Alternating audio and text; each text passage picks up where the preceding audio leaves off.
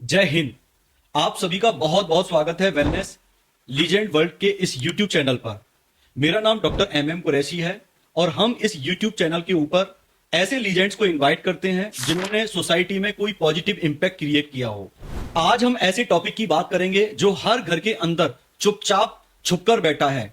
Youth से लेकर senior citizen तक हर कोई परेशान है। टॉपिक है स्ट्रेस, एंजाइटी और डिप्रेशन।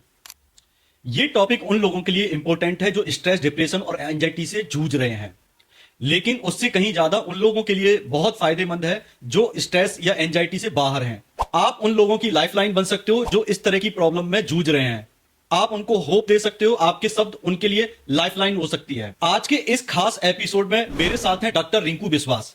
डॉक्टर रिंकू बिस्वास कौन है मैं आपको बता देता हूं। ये है एचओडी और professor department of pathology, microbiology, OPD incharge, Lal Bahadur Shastri homeopathic medical college and hospital, Prayagraj, Uttar Pradesh. Doctor साहब के एक्सपीरियंस होम्योपैथिक फिजिशियन और मेंटल वेलनेस एक्सपर्ट हैं, जिन्हें फील्ड का 20 साल से ज्यादा का अनुभव है। उनके हेल्थ केयर और वेलनेस के फील्ड में किए गए काम के लिए उन्हें 150 से ज्यादा नेशनल और इंटरनेशनल अवार्ड से सम्मानित किया गया है।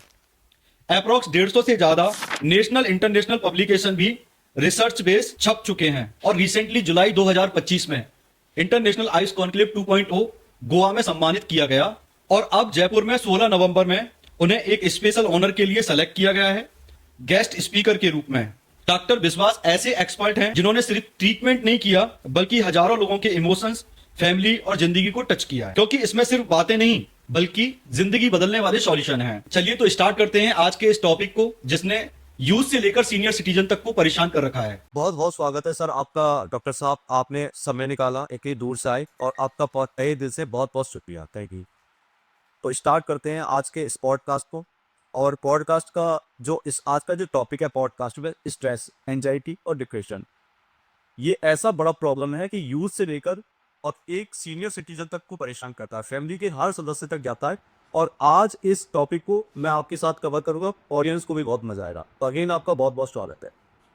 तो बात करते हैं और सवाल करते हैं, सीधे आ जाते हैं डॉक्टर साहब कि ये स्ट्रेस जो आ रहा है, तो सबसे पहले एक जो पार्ट है, जो एक पार्ट आता है सबसे पहले कि हमारे यूथ को परेशान करता है। तो यूथ से बात करते हैं कि आज के यूथ में डिप्रेशन के सबसे बड़े क्या क्या रीजन है और उससे होने वाले क्या क्या उनको नुकसान है। देखो, आज का समय ऐसा है कि हर तीसरा या चौथा व्यक्ति किसी ना किसी के तरह की डिप्रेशन या स्ट्रेस का शिकार।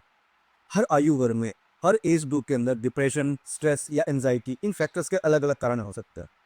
जब बच्चा पैदा होता है तो हम चाइल्ड बिहेवियर की स्टडी करते हैं। जब बच्चा थोड़ा बड़ा होता है तो जैसे आज का टाइम है, डिजिटल टाइम है, तो मोबाइल एडिक्शन या इन सब चीज़ों से जो स्ट्रेस है ये शुरू होता है। फिर यूथ या स्कूल गोइंग चिल्ड्रन या जो विद्यार्थी है उसके ग्रुप के अंदर डिप्रेशन के अलग अलग कारण हो सकते हैं। जब आदमी जॉब में जाता है, व्यवसाय करता है, कोई बिजनेस करता है या पारिवारिक अगर कोई क्लेश है, तो उनसे जूझने वाले लोगों के एक अलग स्टेज ग्रुप है जिनमें स्ट्रेस या डिप्रेशन का अलग कारण रह सकता है। इसी तरह जब लोग रिटायर हो जाते हैं तो उसमें स्ट्रेस या डिप्रेशन का अलग अलग कारण रहता है। तो हम ये कह सकते हैं कि अलग अलग आयु वर्ग में डिप्रेशन के अलग अलग कारण हो सकते हैं, स्ट्रेस के अलग अलग कारण हो सकते हैं। हम उससे निपटने के जो उपाय हैं वो भी कुछ हद तक अलग अलग ही होते हैं आयु या एज वर्ग के साथ। अभी आपने बात की यूथ, तो आज का जो यूथ है इस समय बेरोजगारी सबसे बड़ी समस्या है। और दूसरा हम कह सकते हैं कि जो डिजिटल मीडिया है, जो मोबाइल एडिक्शन है, ये भी एक बहुत बड़ी यूथ के अंदर समस्या है। सोशल मीडिया, या हम ये नहीं कहते कि कोई सोशल मीडिया में समय व्यतीत कर रहा है तो समय पूरी तरह से नष्ट कर रहा है। कुछ लोग अपने सोशल मीडिया के जरिए अपना व्यवसाय चला रहे हैं, बिजनेस कर रहे हैं, वो करियर बना रहे हैं। कुछ लोग रील्स बना के उसमें भी कमा रहे हैं। हम भी, आप जब कभी थोड़ा सा निराश फील करते हैं, थोड़ा सा डाउन फील करते हैं, तो हम लोग भी फनी क्लिप्स या इस तरह के रील्स देख के कुछ हद तक एंजॉय करते हैं और अपने आप को रिलैक्स करते हैं। तो ये नहीं कह सकते कि सोशल मीडिया में पूरी तरह से टाइम वो वेस्ट कर रहे हैं। सोशल मीडिया की दो पार्ट है आपके साइड से, और एक पॉजिटिव पार्ट भी है और नेगेटिव पार्ट भी है। किस तरह से उसको पर्सन यूज कर रहा है ये उस चीज पे डिपेंड करता है। लेकिन आज का जो यूथ है सबसे बड़ी समस्या जैसे मैं बताई व्यवसाय से रिलेटेड या बिजनेस से रिलेटेड। दूसरा, अगर जो यंग व्यक्ति है वो मैरिड है और उसकी मैरिड लाइफ के अंदर किसी तरह की कोई प्रॉब्लम आ रही है या उसको पूरी तरह से हैंडल नहीं कर पा रहा है या मैरिटल हार्मोनी पूरी तरह से स्टेब्लिश नहीं हो पा रही है, तो कुछ तरह के जो स्ट्रेस या डिप्रेशन है उसका उसका व्यवसाय पे और उसकी पर्सनल लाइफ पे, दोनों पे प्रभाव पड़ता है। आज की बात करें तो युवा या विद्यार्थी या फिर जो जिसने नया नया अपना व्यवसाय शुरू किया है, वो किस तरह के स्ट्रेस या डिप्रेशन से जूझ सकता है, क्योंकि स्ट्रेस दो तरीके का होता है, अच्छा स्ट्रेस और बुरा स्ट्रेस। जैसे आपकी अभी नई नई शादी हुई है, आपने अभी अभी कोई नया बिजनेस ज्वाइन किया है, आप अभी अभी किसी नए शहर में शिफ्ट हुए हो, या आपका कोई ट्रांसफर हुआ है, या आपकी पदोन्नति हुई है, आपने अभी अभी प्रमोशन लिया है, तो कुछ तरह के स्ट्रेस आपके दिमाग में आएंगे। ये स्ट्रेस आपके हेल्थ को नुकसान नहीं पहुंचाते हैं, ये स्ट्रेस आपको किसी तरह की फिजिकल डिस्टर्बेंस नहीं प्रोड्यूस करते हैं। ये जीवन में परिवर्तन और सोच में परिवर्तन आने से आने वाला स्ट्रेस है। एग्जाम से पहले अगर बच्चा परीक्षा का स्ट्रेस में है, आपका कोई इंटरव्यू है, उससे पहले आपके दिमाग में इसी तरह के पॉजिटिव या तो एंजाइटी आ रही है, इसे हम गुड स्ट्रेस ही कैटेगरी करते हैं, क्योंकि ये आपके लिए कुछ अच्छा होने जा रहा है। उसके लिए दिमाग में किस तरह की क्यूरियोसिटी आना या किस तरह के एंटिसिपेशन आना, ये पॉजिटिव है। लेकिन जब आप उसको फेस करते हो और उसको अच्छी तरह से हैंडल करते हो, तो आप उसे ओवरकम कर लेते हो, उससे आपके स्वास्थ्य पे कोई प्रभाव नहीं पड़ता। लेकिन अगर ये लंबे समय से या लॉन्ग टाइम तक आपकी लाइफ में बना रहता है, आप नए जगह पे अपने आप को अडेप्ट नहीं कर पाए हैं, नए कॉलेज में अपने आप को अडेप्ट नहीं कर पाए हैं, नई जॉब में आपका सामंजस्य आसपास के आपके जो कलीग है या बॉस से नहीं बैठ पा रहा है, या आप नई नौकरी से सेटिस्फाइड नहीं है, या घरेलू जीवन में आप पूरी तरह से सक्सेसफुल नहीं हो पाए, कोई भी कारण इसका हो सकता है, तो ये स्ट्रेस एक जीवन का हिस्सा बन जाता है। ये लंबे समय तक एक एपिसोडिक फेज के अंदर या लॉन्ग टाइम तक आपके जीवन में आएगा, तो आपके स्वास्थ्य पर निश्चित रूप से प्रभाव डालेगा। तो ये चीज़ डिपेंड करती है सिचुएशंस पे, क्योंकि स्ट्रेस या डिप्रेशन ये जरूरी नहीं कि ये परिस्थिति की हो। कभी कभी हम इसे आनुवंशिक तौर पे, कभी कभी परिवार में अगर कोई सीनियर सदस्य है किसी स्ट्रेस या डिप्रेशन से ग्रसित है, तो हम उसको देखते हुए जीवन जी रहे हैं, तो स्ट्रेस हमारे जीवन में भी आ जाता है। तो सारी चीज़ें कुल मिला के इस चीज़ पर निर्भर करती है कि हमने उस स्ट्रेस या डिप्रेशन को किस तरीके से लिया है। क्या हमने उसे एक चैलेंज की तरह लिया है, या हमने उसको अपना लिया है, या हम उसके अनुसार डल गए हैं, अपने जीवन को उसको अपना प्रतिकूल प्रभाव डालने दे रहे हैं। तो स्ट्रेस या डिप्रेशन से निपटने के लिए हमें तैयार होना पड़ेगा, क्योंकि ये जीवन का हिस्सा बन चुका है स्ट्रेस। चाहे वो अच्छा स्ट्रेस है या बुरा स्ट्रेस है। अच्छा स्ट्रेस एक बुरे स्ट्रेस में बदल सकता है एक पर्टिकुलर टाइम के बाद में, अगर आप उसे ढंग से हैंडल नहीं कर पा रहे। तो हमें हर तरह के स्ट्रेस के लिए जीवन में तैयार रहना है, और उससे निपटने के लिए भी अपने आप को तैयार रखो। तो डॉक्टर साहब, आपने बताया स्टेप बाय स्टेप कि भाई यूथ से लेकर मैरी लाइफ तक, और आपने सीनियर सिटीजन तक पूरा कवर किया, एक समरी आपने बताया। लेकिन मैं एक पर्टिकुलर बात करता हूँ, आपने यूथ की बात की कि यूथ के ऊपर कई बार जिम्मेदारी आ जाती है कि बिजनेस कर रहा है, जॉब का कोई स्ट्रेस है, उसको बॉस का कोई स्ट्रेस है। लेकिन आजकल तो ये देखा जा रहा है कि जो स्कूल और कॉलेज के जो छोटे बच्चे से लेकर और यूथ तक, स्कूल और कॉलेज की लाइफ में भी लोग बच्चे स्ट्रेस लेने लग जाते हैं। तो उनके बारे में बताइए कि उनके पास कैसे स्ट्रेस आ रहा है। आपने बड़ा अच्छा क्वेश्चन किया। हम बात करेंगे स्कूल के विद्यार्थियों। एक केस मेरे पास आया था क्लिनिक पे, क्योंकि मैं काउंसलिंग सेशंस लेता हूँ यहाँ पे। मैं सिम्पली साइकेट्री हूँ, और मेरे पास एक स्टूडेंट ज़रूर भी आता है काउंसलिंग सेशन में सीखने के लिए। कभी कभी हम इंडिविजुअल काउंसलिंग भी लेते हैं। तो एक स्टूडेंट मेरे पास आया था, करीब उसकी एज रही भी 17-18 साल, +2 का स्टूडेंट था। तो उसका जो केस था, उसने ये बताया कि मेरे साथ मेरे परिवार में हमेशा पार्शलिटी होती है। मेरे बड़े भाई को मुझसे हमेशा प्यार ज़्यादा किया जाता है, मेरे बड़े भाई को इंपॉर्टेंस मुझसे ज़्यादा दी जाती है। हालांकि वो मुझसे ज़्यादा इंटेलिजेंट है भी, और मुझसे ज़्यादा काबिल भी है, लेकिन उसके कारण उस बच्चे के अंदर एक नेगेटिव फीलिंग आनी शुरू हो। मतलब कंपेयर करने के बाद जैसे भी वही बात होती है घर में, उसको पहले पूछा जाता है, उसकी सलाह पहले दी जाती है। इवन उसका एग्जामिनेशन रिजल्ट और परसेंटेज भी मुझसे अच्छा है, तो उससे कंपेरिजन करके मुझे ह्यूमिलेट किया जाता है, और एग्जाम्पल दिया जाता है, देखो अपने बड़े भाई को देख। ये बताया जाता है, देखो वो कितना कामयाब वो सक्सेसफुल हुआ, और मेरे मार्क्स कम आते हैं, और मैं उस चीज़ को लेकर के थोड़ा सा मेरिट फील करता हूँ, और मेरे अंदर एक इन्फिनिटी मात्रा एक शोर है, वो सीखूँ। तो इस तरह की भावना सिर्फ इस एक विद्यार्थी के अंदर में ही, हमारे पूरे भारतवर्ष में या इसके बाहर भी बहुत सारे लोगों में है। विदेश में पढ़ने वाले बच्चों के अंदर भी होती है, जिनके दोनों बच्चे बाहर पढ़ने जा रहे हैं, तो पेरेंट्स कंपैरिजन करती है। तो पेरेंट्स को इस तरह की कंपैरेटिव स्टडी बच्चों में नहीं करनी चाहिए, क्योंकि इंडिविजुअलाइजेशन है। हर बच्चा एक दूसरे से अलग है, सबके अंदर प्रतिभा अलग से होती है, कुछ के अंदर कुछ कमी होती है। तो हो सकता है किसी और क्षेत्र में वो बच्चा उससे ज़्यादा अव्वल हो, उससे ज़्यादा काबिल हो, तो उस बच्चे के अंदर ये जो फीलिंग आई नेगेटिव फीलिंग, उससे क्या हुआ, एक के बाद एक नकारात्मक विचार आने शुरू हो जाए। जैसे मान लो एक होपलेसनेस तो उसके अंदर आई, इससे एक हेल्पलेसनेस की भावना आई कि पेरेंट्स में दोनों मदर और फादर मुझे उससे कंपैरिजन कर रहे हो, और मुझे उससे कब तवज्जो दी जाती है, वो मेरी तुलना उसी की जाती है, तो मैं हमेशा हल्का साबित होता हूँ उससे थोड़ा। तो ये होपलेसनेस, हेल्पलेसनेस और ये वर्थलेसनेस की जो फीलिंग है कि मैं इस घर पे बोझ हूँ, मेरी इस घर के अंदर जो है कोई जगह नहीं है, मुझसे कोई हमें प्यार नहीं करता, और मैं दुनिया में रहने के लायक नहीं हूँ। धीरे धीरे वर्थलेसनेस की जो फीलिंग आती है, ये हावी होने लगती है, और बाकी भावनाएं इसमें दब जाती है। तो वो परिवार की खुशी होना मत हो गया था। अपने बड़े भाई की जैसे जॉब लगी, उस खुशी में वो खुश नहीं हुआ, या जैसे आगे चल करके भी कोई ऐसी भावनाएं परिवार के अंदर अगर कोई अच्छी न्यूज़ आती है तो उसके साथ वो परिवार वालों के साथ खुश होना बंद हो गया सब। फिर नकारात्मक भावना के कारण उसने अकेला रहना शुरू कर दिया। तो डिप्रेशन या स्ट्रेस जब आना शुरू होता है ना, सबसे पहले ये होता है कि पेशेंट को अकेलापन चाहिए। अकेलापन उसको खलता भी बहुत है, लेकिन वो अकेला ही रहना चाहता है और किसी के साथ अगर दोस्तों के साथ होगा तो भी उनकी खुशी में खुश नहीं होता, उनकी साथ हँसता बोलता नहीं है, अकेला ही मन में कुछ ना कुछ सोचता रहता है और पुट्टी होता रहता है। इससे उसकी नींद पे प्रभाव पड़ता है, इससे उसके स्वास्थ्य पे प्रभाव पड़ता है। धीरे-धीरे जो हम वर्ड यूज़ करते हैं साइकोसोमैटिक, यानी साइको यानी दिमाग, सोमैटिक यानी हमारी बॉडी। तो उस दिमाग का असर हमारी बॉडी में पड़ना शुरू हो जाता है और इसके प्रतिकूल प्रभाव है नींद ना आना, टेंशन रहना, बीपी घटना या बढ़ना जो है, और शरीर में थकान रहना, आलस रहना, एक तरह की नकारात्मक सोच के कारण शरीर बिल्कुल थका हुआ, हर टाइम थका हुआ महसूस करता है। उसके अंदर हार्मोनल इम्बैलेंस सबसे इंपॉर्टेंट काम जो है। लॉन्ग टाइम तक अगर डिप्रेशन में वो विद्यार्थी रहेगा तो कॉर्टिसोल लेवल जो है बढ़ जाएगा। कॉर्टिसोल लेवल जो है इसको स्ट्रेस हार्मोन भी कहते हैं और ये बहुत बड़ा कारण है युवा के अंदर जो है डिप्रेशन का। क्योंकि आनुवंशिक तौर पे अगर डिप्रेशन शुरू होगा तो कब इस शुरू हो जाता है, अगर उसके परिवार में डिप्रेशन देखा रहे। देखिए, अगर युवावस्था में इस तरह की परिस्थितियां उसके जीवन में आती हैं तो कॉर्टिसोल लेवल हाई रहना शुरू हो जाता है। अब डिप्रेशन का पेशेंट में देखेंगे तो कॉर्टिसोल लेवल हमेशा हाई नहीं रहेगा और इसका प्रभाव धीरे धीरे उसके स्वभाव पर पड़ना शुरू होता है।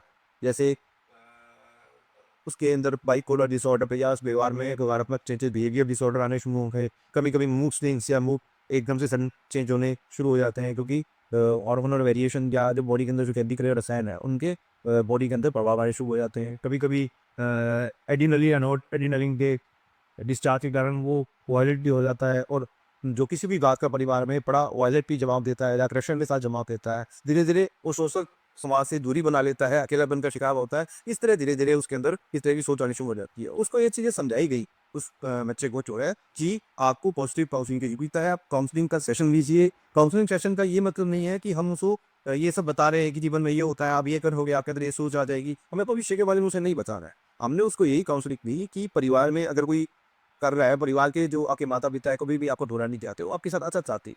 आपके सेशंस देने का मतलब ये है कि आपके अंदर ये नकारात्मक सोच को निकाला जाए, उसको पॉजिटिव सोच में चेंज कहता है। हर चीज के दो पहलू होते हैं।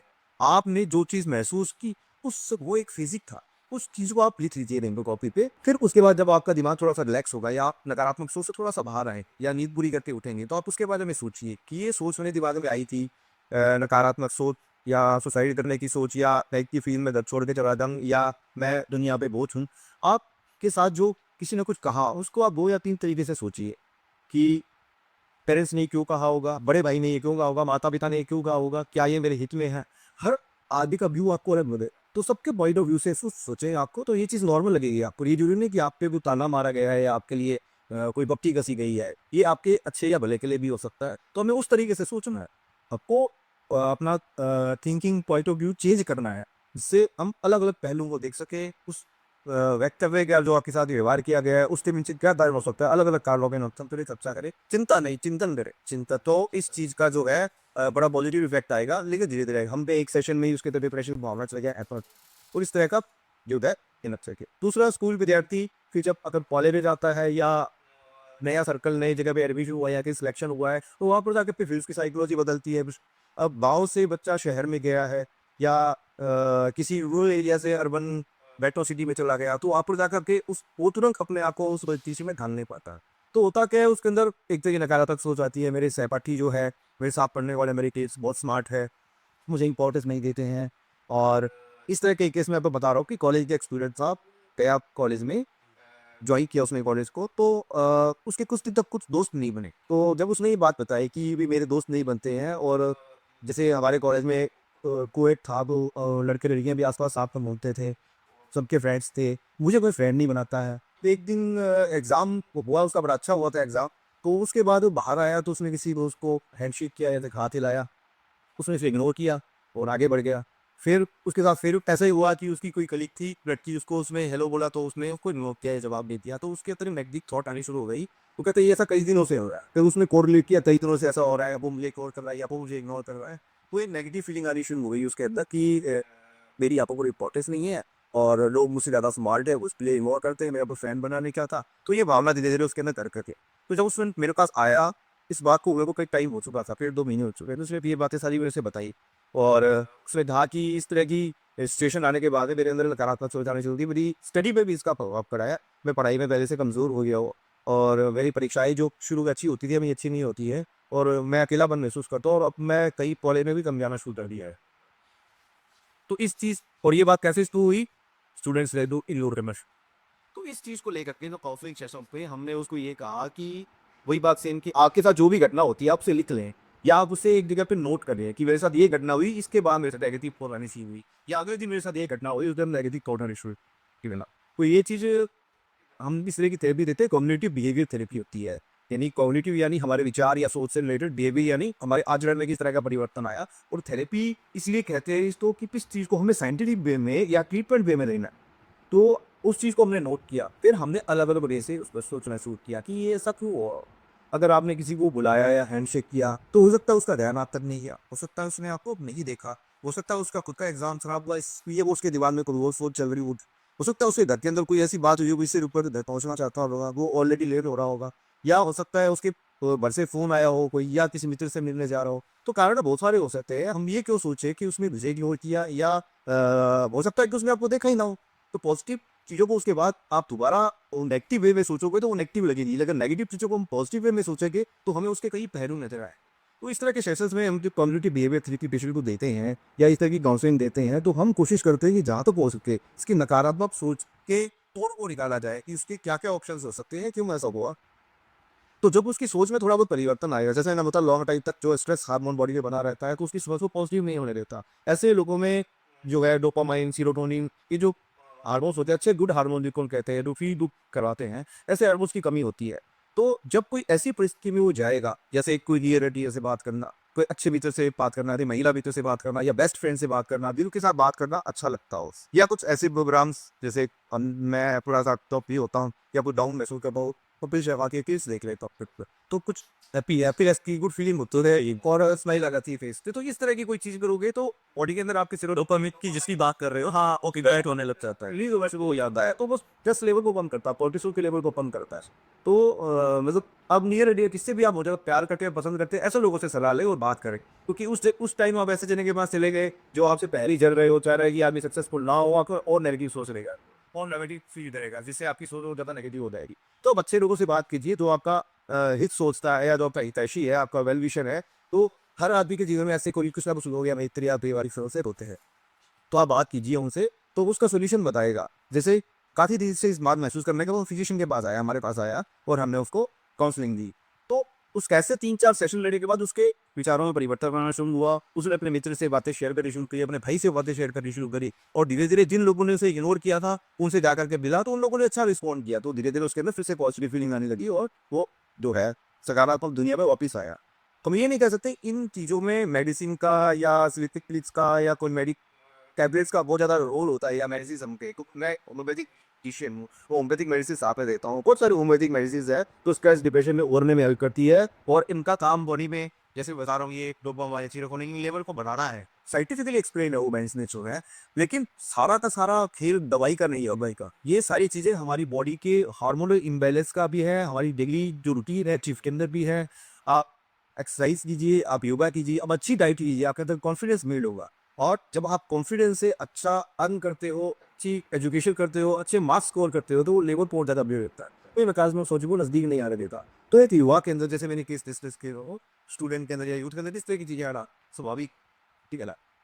और इसके अलावा जैसे कॉलेज लाइफ के अंदर या यूथ के अंदर हम देखते हैं कि डिसअपॉइंटेड लव एक कारण हो सकता है, कि महिला मित्र ने रिजेक्ट कर दिया या महिला मित्र ने रिस्पॉन्ड नहीं किया, तो उससे कनेक्टिव थॉट फनी शुरू हुई जो है।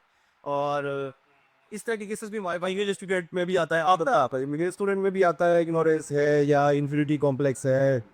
इवन फीमेल से भी जलन की भावना होती है, सदा सुधर है तरीके से इस तरह की भावनाएं आती है। तो बच्चियाँ आती है, स्टूडेंट्स आते हैं इस तरह की काउंसलिंग लेने, तो उसमें भी यही कहना देते दुनिया बहुत बड़ी है, ठीक है ना। हम अपने से ज़्यादा खूबसूरत, अपने ज़्यादा इंटेलिजेंट को देखेंगे तो हमारे अंदर नेगेटिव फीलिंग आएंगी।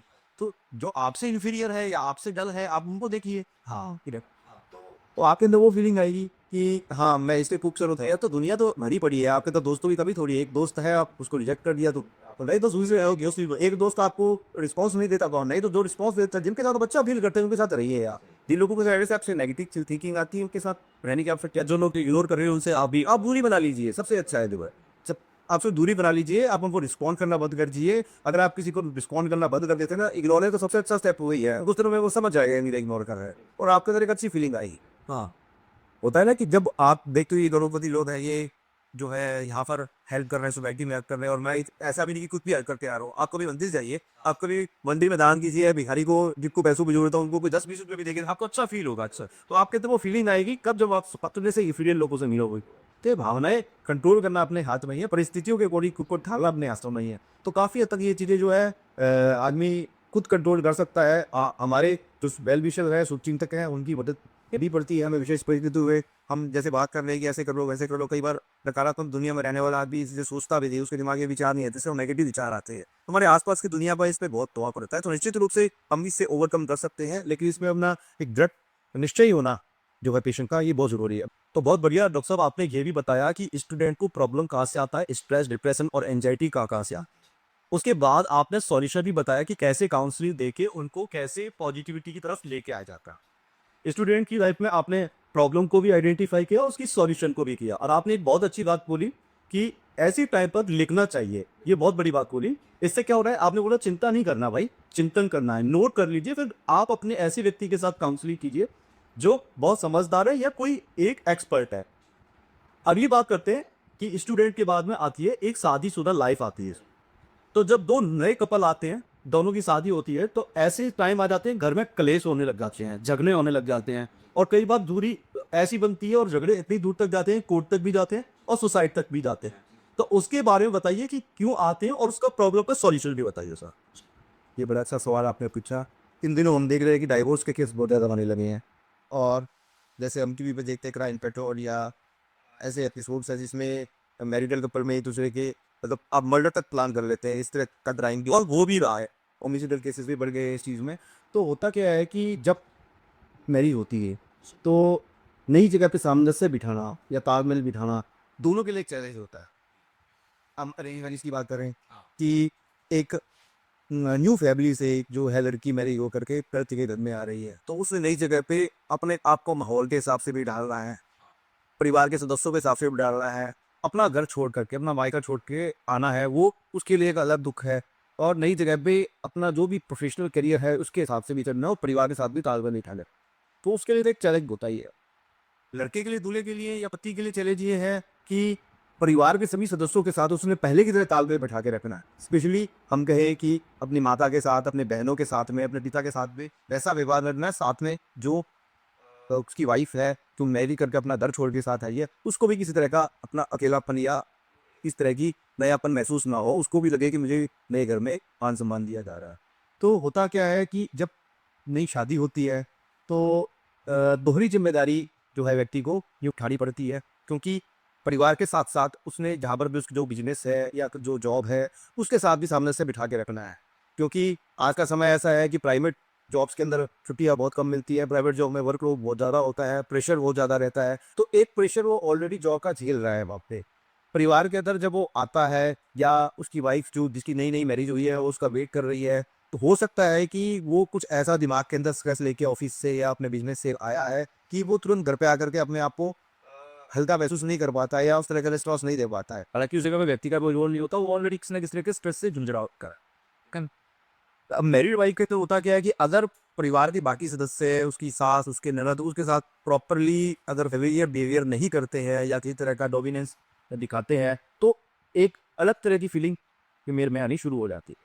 तो मैरिटल हार्मोनी जो है वो डेवलप होना बहुत ज़रूरी है। इसमें थोड़ा सा वक्त लग जाता है। तो मैं ये कहना चाहूँगा कि फीमेल को भी और जो मेल को भी, दोनों हस्बैंड वाइफ को, दोनों की एक दूसरे की साइकोलॉजी को समझना चाहिए और उसके अकॉर्डिंग उनको रिस्पॉन्स देना चाहिए, उनके इंपॉर्टेंस देनी चाहिए इस पर। क्योंकि हम ये, जैसे मैंने कहा कि हर चीज़ के दो पहलू हैं। अगर वाइफ हस्बैंड घर आया है घर से या फिर पिछले दिन आपको बहुत अच्छा रिस्पॉन्ड नहीं किया, तो हो सकता है वहाँ से परेशान हो गए। इस चीज़ को वाइफ समझे तो पूछे कि आज दिन क्या हुआ, अभी क्यों आपका बुरा हुआ है। वैसे इसको यही होना चाहिए, तुरंत आकर के वो मेरी प्रशंसा करेगा या कोई ऐसे मेरे खाने की तारीफ करेगा। एक्सपेक्टेशंस पे नहीं खड़ा उतर पाता हुआ है, तो उसके अकॉर्डिंग उनको समझना चाहिए। इसी तरह हस्बैंड को भी समझना चाहिए कि ना मदर को ऐसा लगे कि उसे इंपॉर्टेंस कम दी जा रही है, ना वाइफ को ऐसा लगे इंपॉर्टेंस कम दे रही है। तो उन दोनों में तालमेल बिठाना, उन दोनों के आपस में बैलेंस बिठाना और या मैरिटल हार्मोनी को बैलेंस रखना हस्बैंड का काम। तो सबसे इंपॉर्टेंट रोल में हस्बैंड का मांगता, दूसरा वाइफ का मांगता।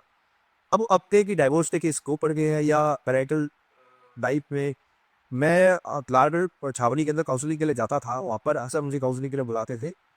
वहाँ पर बहुत से ऐसे केसेस होते हैं जहाँ पर फैमिली से दूर जो हस्बैंड रहते हैं, तो ऐसे केसेस के अंदर हम देखते हैं कि हस्बैंड के अंदर भी सुसाइडल टेंडेंसी आ जाती है कई बार, वाइफ के अंदर सुसाइडल टेंडेंसी आ जाती है कई बार, उन दोनों में अलगाव की स्थिति डेवलप हो जाती है, दोनों में इंडिफरेंस की स्थिति डेवलप हो जाती है और बैलेंस बनता नहीं है। अगर परिवार बढ़ चुका है यानी परिवार के अंदर बच्चे हैं अच्छे दिया, तो भी जिम्मेदारी बहुत ज़्यादा बढ़ जाती है, वो दूसरी जिम्मेदारी को माता नहीं निभा पाती है, या कई बार हस्बैंड अपनी जिम्मेदारी को नहीं समझ पाता है, उसके दिमाग में सोच आती है कि मैं परिवार को समय नहीं दे पा रहा, मैं परिवार के पास जा नहीं पा रहा, और यहाँ पर मेरा वर्कलोड बहुत ज़्यादा है और मेरी पारिवारिक ज़रूरतें पूरी तरह से नष्ट हो रहा है। तो ऐसे समय में नेगेटिव सोच का आना बहुत स्वाभाविक है, आ जाती है। तो इन लोगों में भी अलग तरह की काउंसलिंग कैसे देनी करती है, जो आम आदमी से थोड़ी डिफरेंट होती है। एक परिवार साथ रह रहा है लेकिन फिर भी उनमें अनबन है, उनकी काउंसलिंग थोड़ी अलग होगी। एक परिवार दूर रह रहा है, उनमें अनबन है या नहीं बन पा रही, या रिश्तों में किसी तरह का कलह आ रहा है, उनकी काउंसलिंग थोड़ी अलग तरीके की रहती है।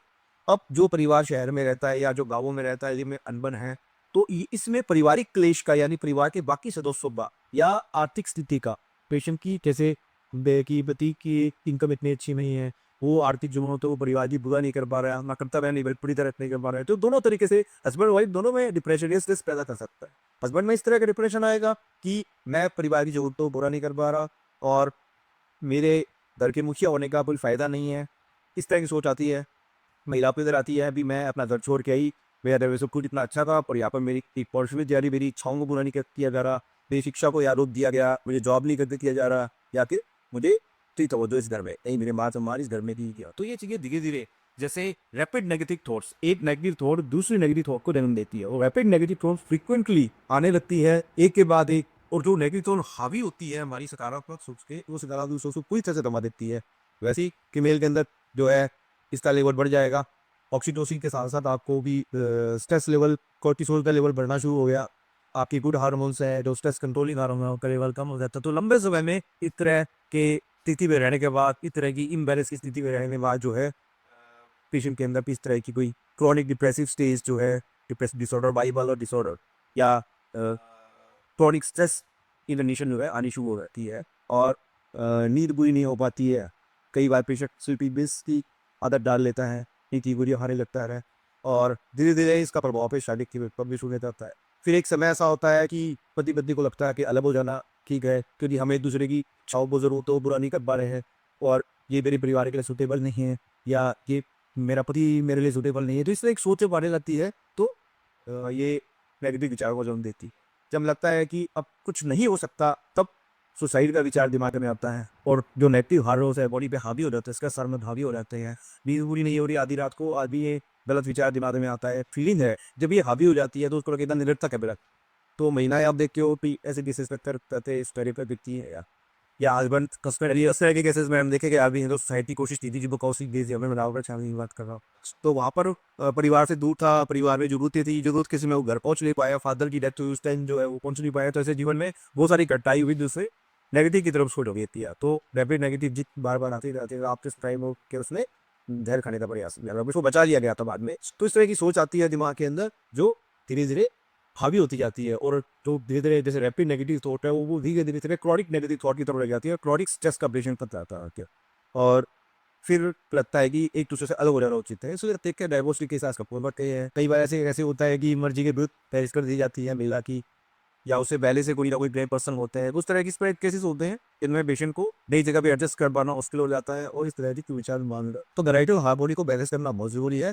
इसका सबसे इंपॉर्टेंट जो रोल है वो हस्बैंड वाइफ का तो है ही है, किसके साथ साथ परिवार के जो सदस्य है, हस्बैंड के माता पिता या वाइफ के माता पिता, उनका भी बड़ा इंपॉर्टेंट। कई बार परिवार ही गवाने लग जाते हैं, हस्बैंड के माता पिता बहू की तरफ हो जाते हैं, उनको ताने बाने अपने बेटे की साइड हो जाते हैं, करे कई बार क्या है, और देखिए केसेस में से देखते हैं हम तो।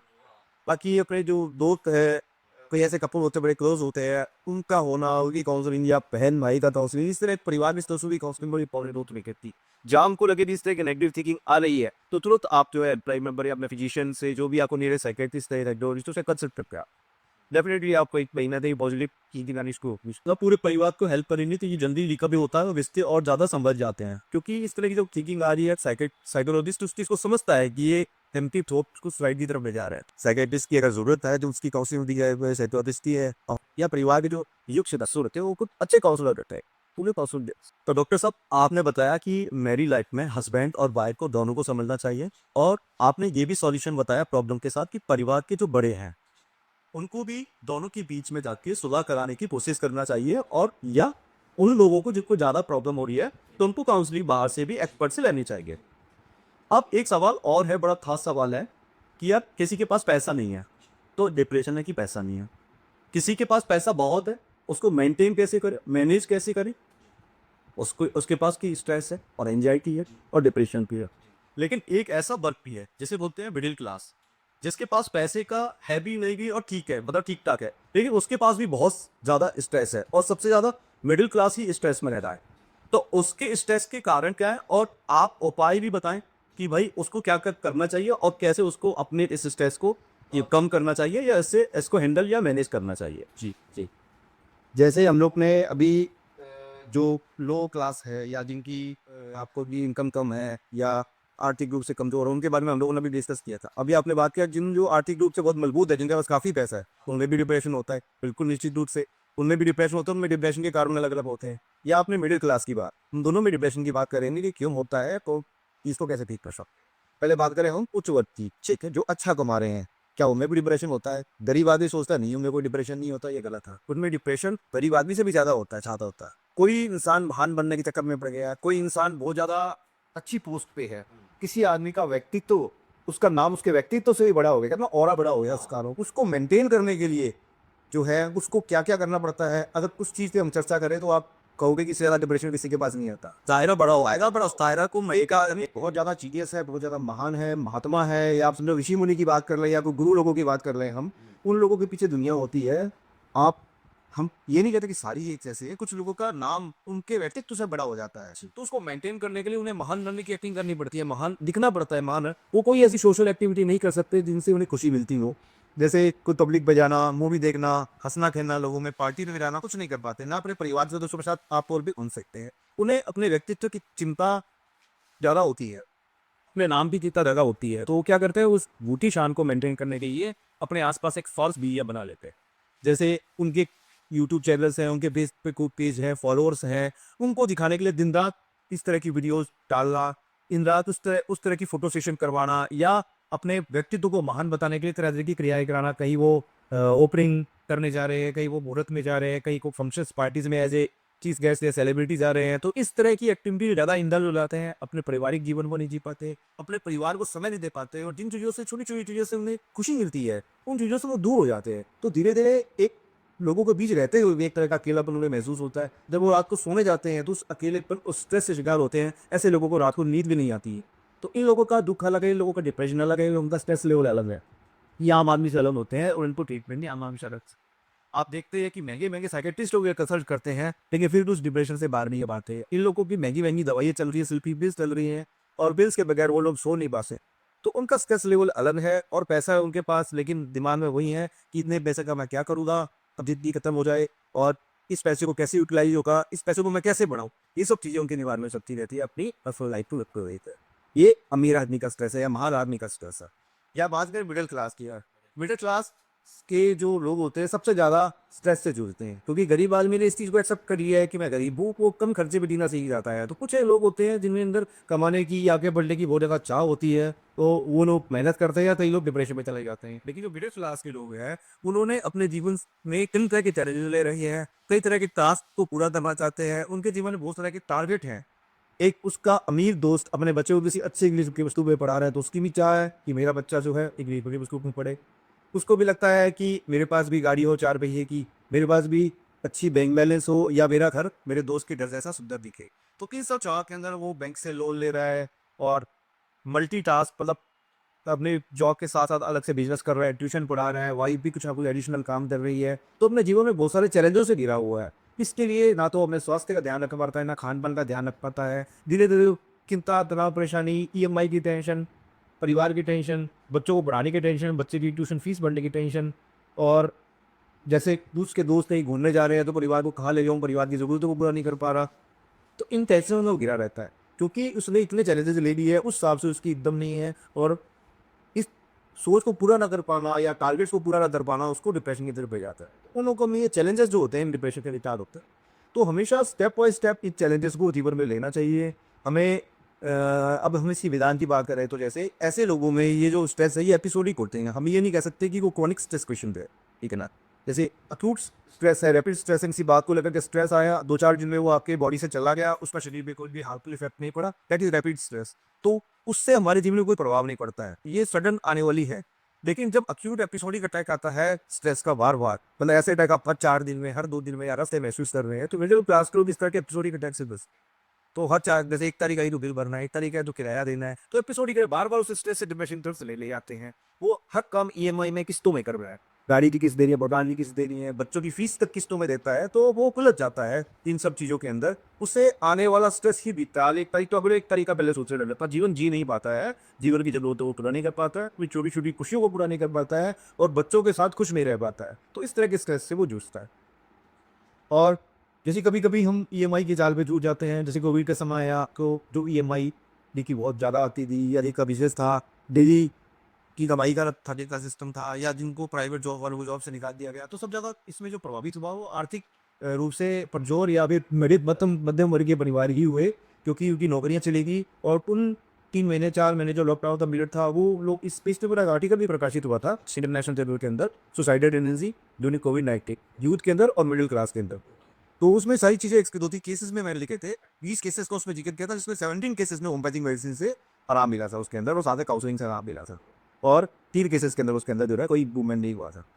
तो इस तरह के केसेस में बहुत सारी चीज़ें हैं, और ऐसा व्यक्ति ना तो काउंसलिंग लेने साइकियाट्रिस्ट के पास जा सकता है, क्योंकि कई बार पैसे पॉकेट अलाउ नहीं करती है, ना वो अपनी प्रॉब्लम को अपने अमीर दोस्तों से शेयर कर सकता है, परिवार से तो वैसे ही डिस्कस नहीं करेगा, कोई परिवार को ही खुश रखने के लिए होता है, इतना सारा टारगेट और चैलेंजेस ले रखे हैं, तो खुद से जूझता रहता है, खुद के बंदे तक जूझता रहता है, और अपना स्वास्थ्य खराब कर लेता है, अपनी नींद खराब कर लेता है, उसके बॉडी के तक कोर्टिसोल का लेवल बढ़ जाता है, और जो है अच्छे हार्मोन्स जो या डिप्रेशन या उनको सही रखने वाले हार्मोन्स बॉडी में कम हो जाते हैं। तो क्या करता है, धीरे धीरे परिवार से चक्रों में दूर होना शुरू हो जाता है, नेगेटिव थॉट्स उसमें आने जाती है, नेगेटिव थॉट्स या फिल्म में आनी शुरू हो जाएगी, और धीरे धीरे ऐसा पर्सन भी फिर सुसाइड का सोर्स।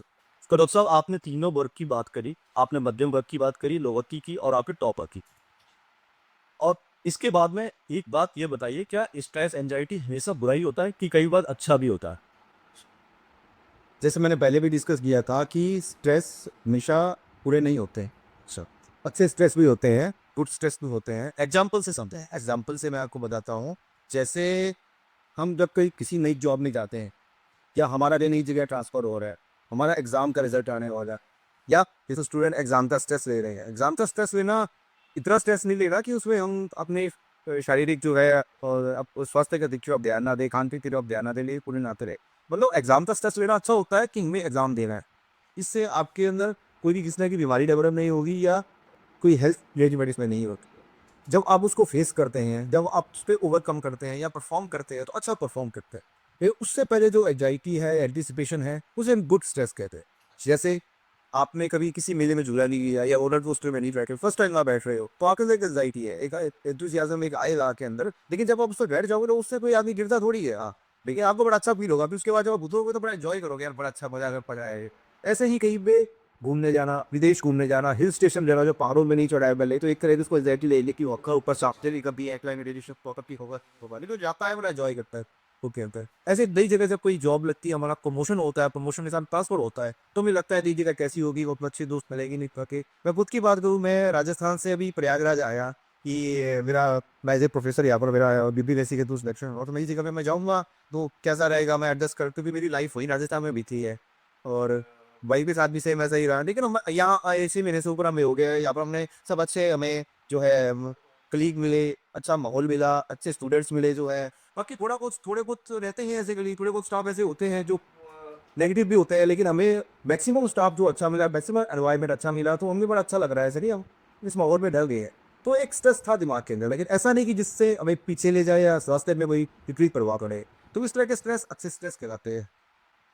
जब भी कुछ चीज़ हम नया एक्सपीरियंस करते हैं, जब नई शादी होने वाली है, नई नई एंगेजमेंट भी है, आप पहली बार किसी लड़का या लड़की से मिलने जा रहे हो, पहली डेट पे जा रहे हो, तो वीज आर द गुड स्ट्रेस जो आपको एक नया एक्सपीरियंस देंगे और जो आपको जीवन में कुछ नया सिखाएंगे, लेकिन हेड पे वीज आर गुड स्ट्रेस।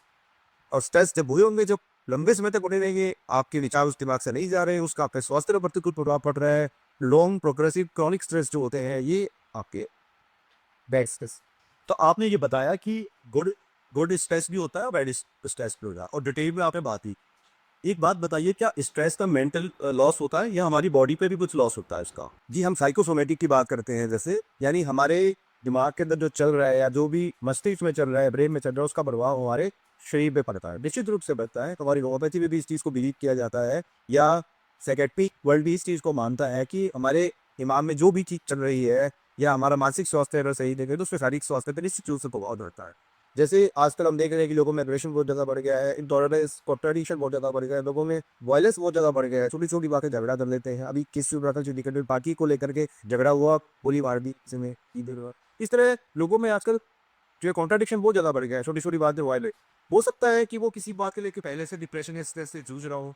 फिर उन लोगों में जैसे बताता हूँ कि एपिनेफ्रिन, नॉरएपिनेफ्रिन, ये जैसे ऐसे हार्मोन है, तुरंत मूड को स्विंग करते हैं, तो फाइट और फाइट जो है फाइट के अप्लाई हार्मोन कहा जाता है। तो एकदम से इनका प्रभाव जब तेज होता है तो लोगों में एकदम से एड्रेनलिन डिस्चार्ज, न्यूरो एक्साइटर जो है ये आते हैं, और ऐसी भावना लोगों में आती है कि कोई वायलेंट मैन या इस तरह का, और कई पस आने के बाद वो कर जाते हैं। तो ये बहुत वास्ट टर्म है, एक टर्म में उसको डिस्क्राइब नहीं कर सकते। आप मूड स्विंग वर्ड आपने कॉमनली सुना होगा, एकदम से सडन बिहेवियर चेंज होता है, बिहेवियर थेरेपिस्ट तो भैया एक गुस्सा बोलेगा, वायलेंट मैन उसके अंदर आता। तो ऐसे लोगों में वो गुस्सा कंट्रोल नहीं कर पाते हैं, पश्चिम से एनर्जेटिक डिस्चार्ज हुआ तो तुरंत इंपल्सिव हो गया, उसने रिएक्ट कर लिया, और इस कंडीशन में कभी उसके आसपास कोई ऐसी हथियार या ऐसी कोई चीज़ हुई तो वो चल जाती है या हाथ उठ जाता है एकदम से। बाद में इस चीज़ को लेकर तो वो रियलाइज नहीं करते, उन्हें दुख भी होता है इन्होंने क्या रवैया, लेकिन वो जो फिजिक कंडीशन है वो उसे कंट्रोल नहीं हो पाती।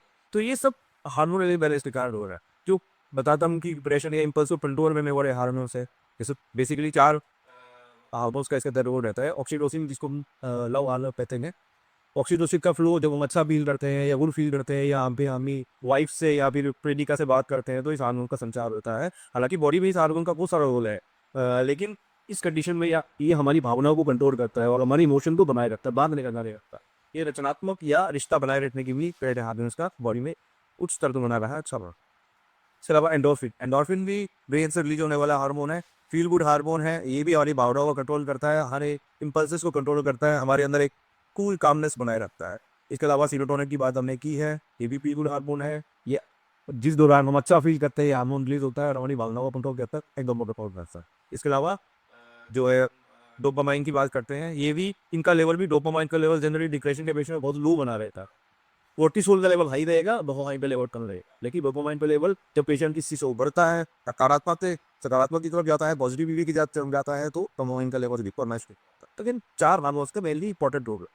और जो थेरेपीज हम देते हैं, जो योगा या आध्यात्मिक स्टडीज हम लोग देते हैं, या फिर हम कहते हैं मेडिटेशन करो, इन सबसे इन हार्मोन का लेवल कंट्रोल होता है। बल्कि होम्योपैथिक मेडिसिन से भी इन हार्मोन का लेवल कंट्रोल होता है बॉडी में कर, ये इसके लेवल को बढ़ाते हैं ताकि हम भावनाओं को नियंत्रित कर सकें। सारा खेल हमारे कंट्रोल का है और नियंत्रण का है, अपनी भावनाओं के नियंत्रण का।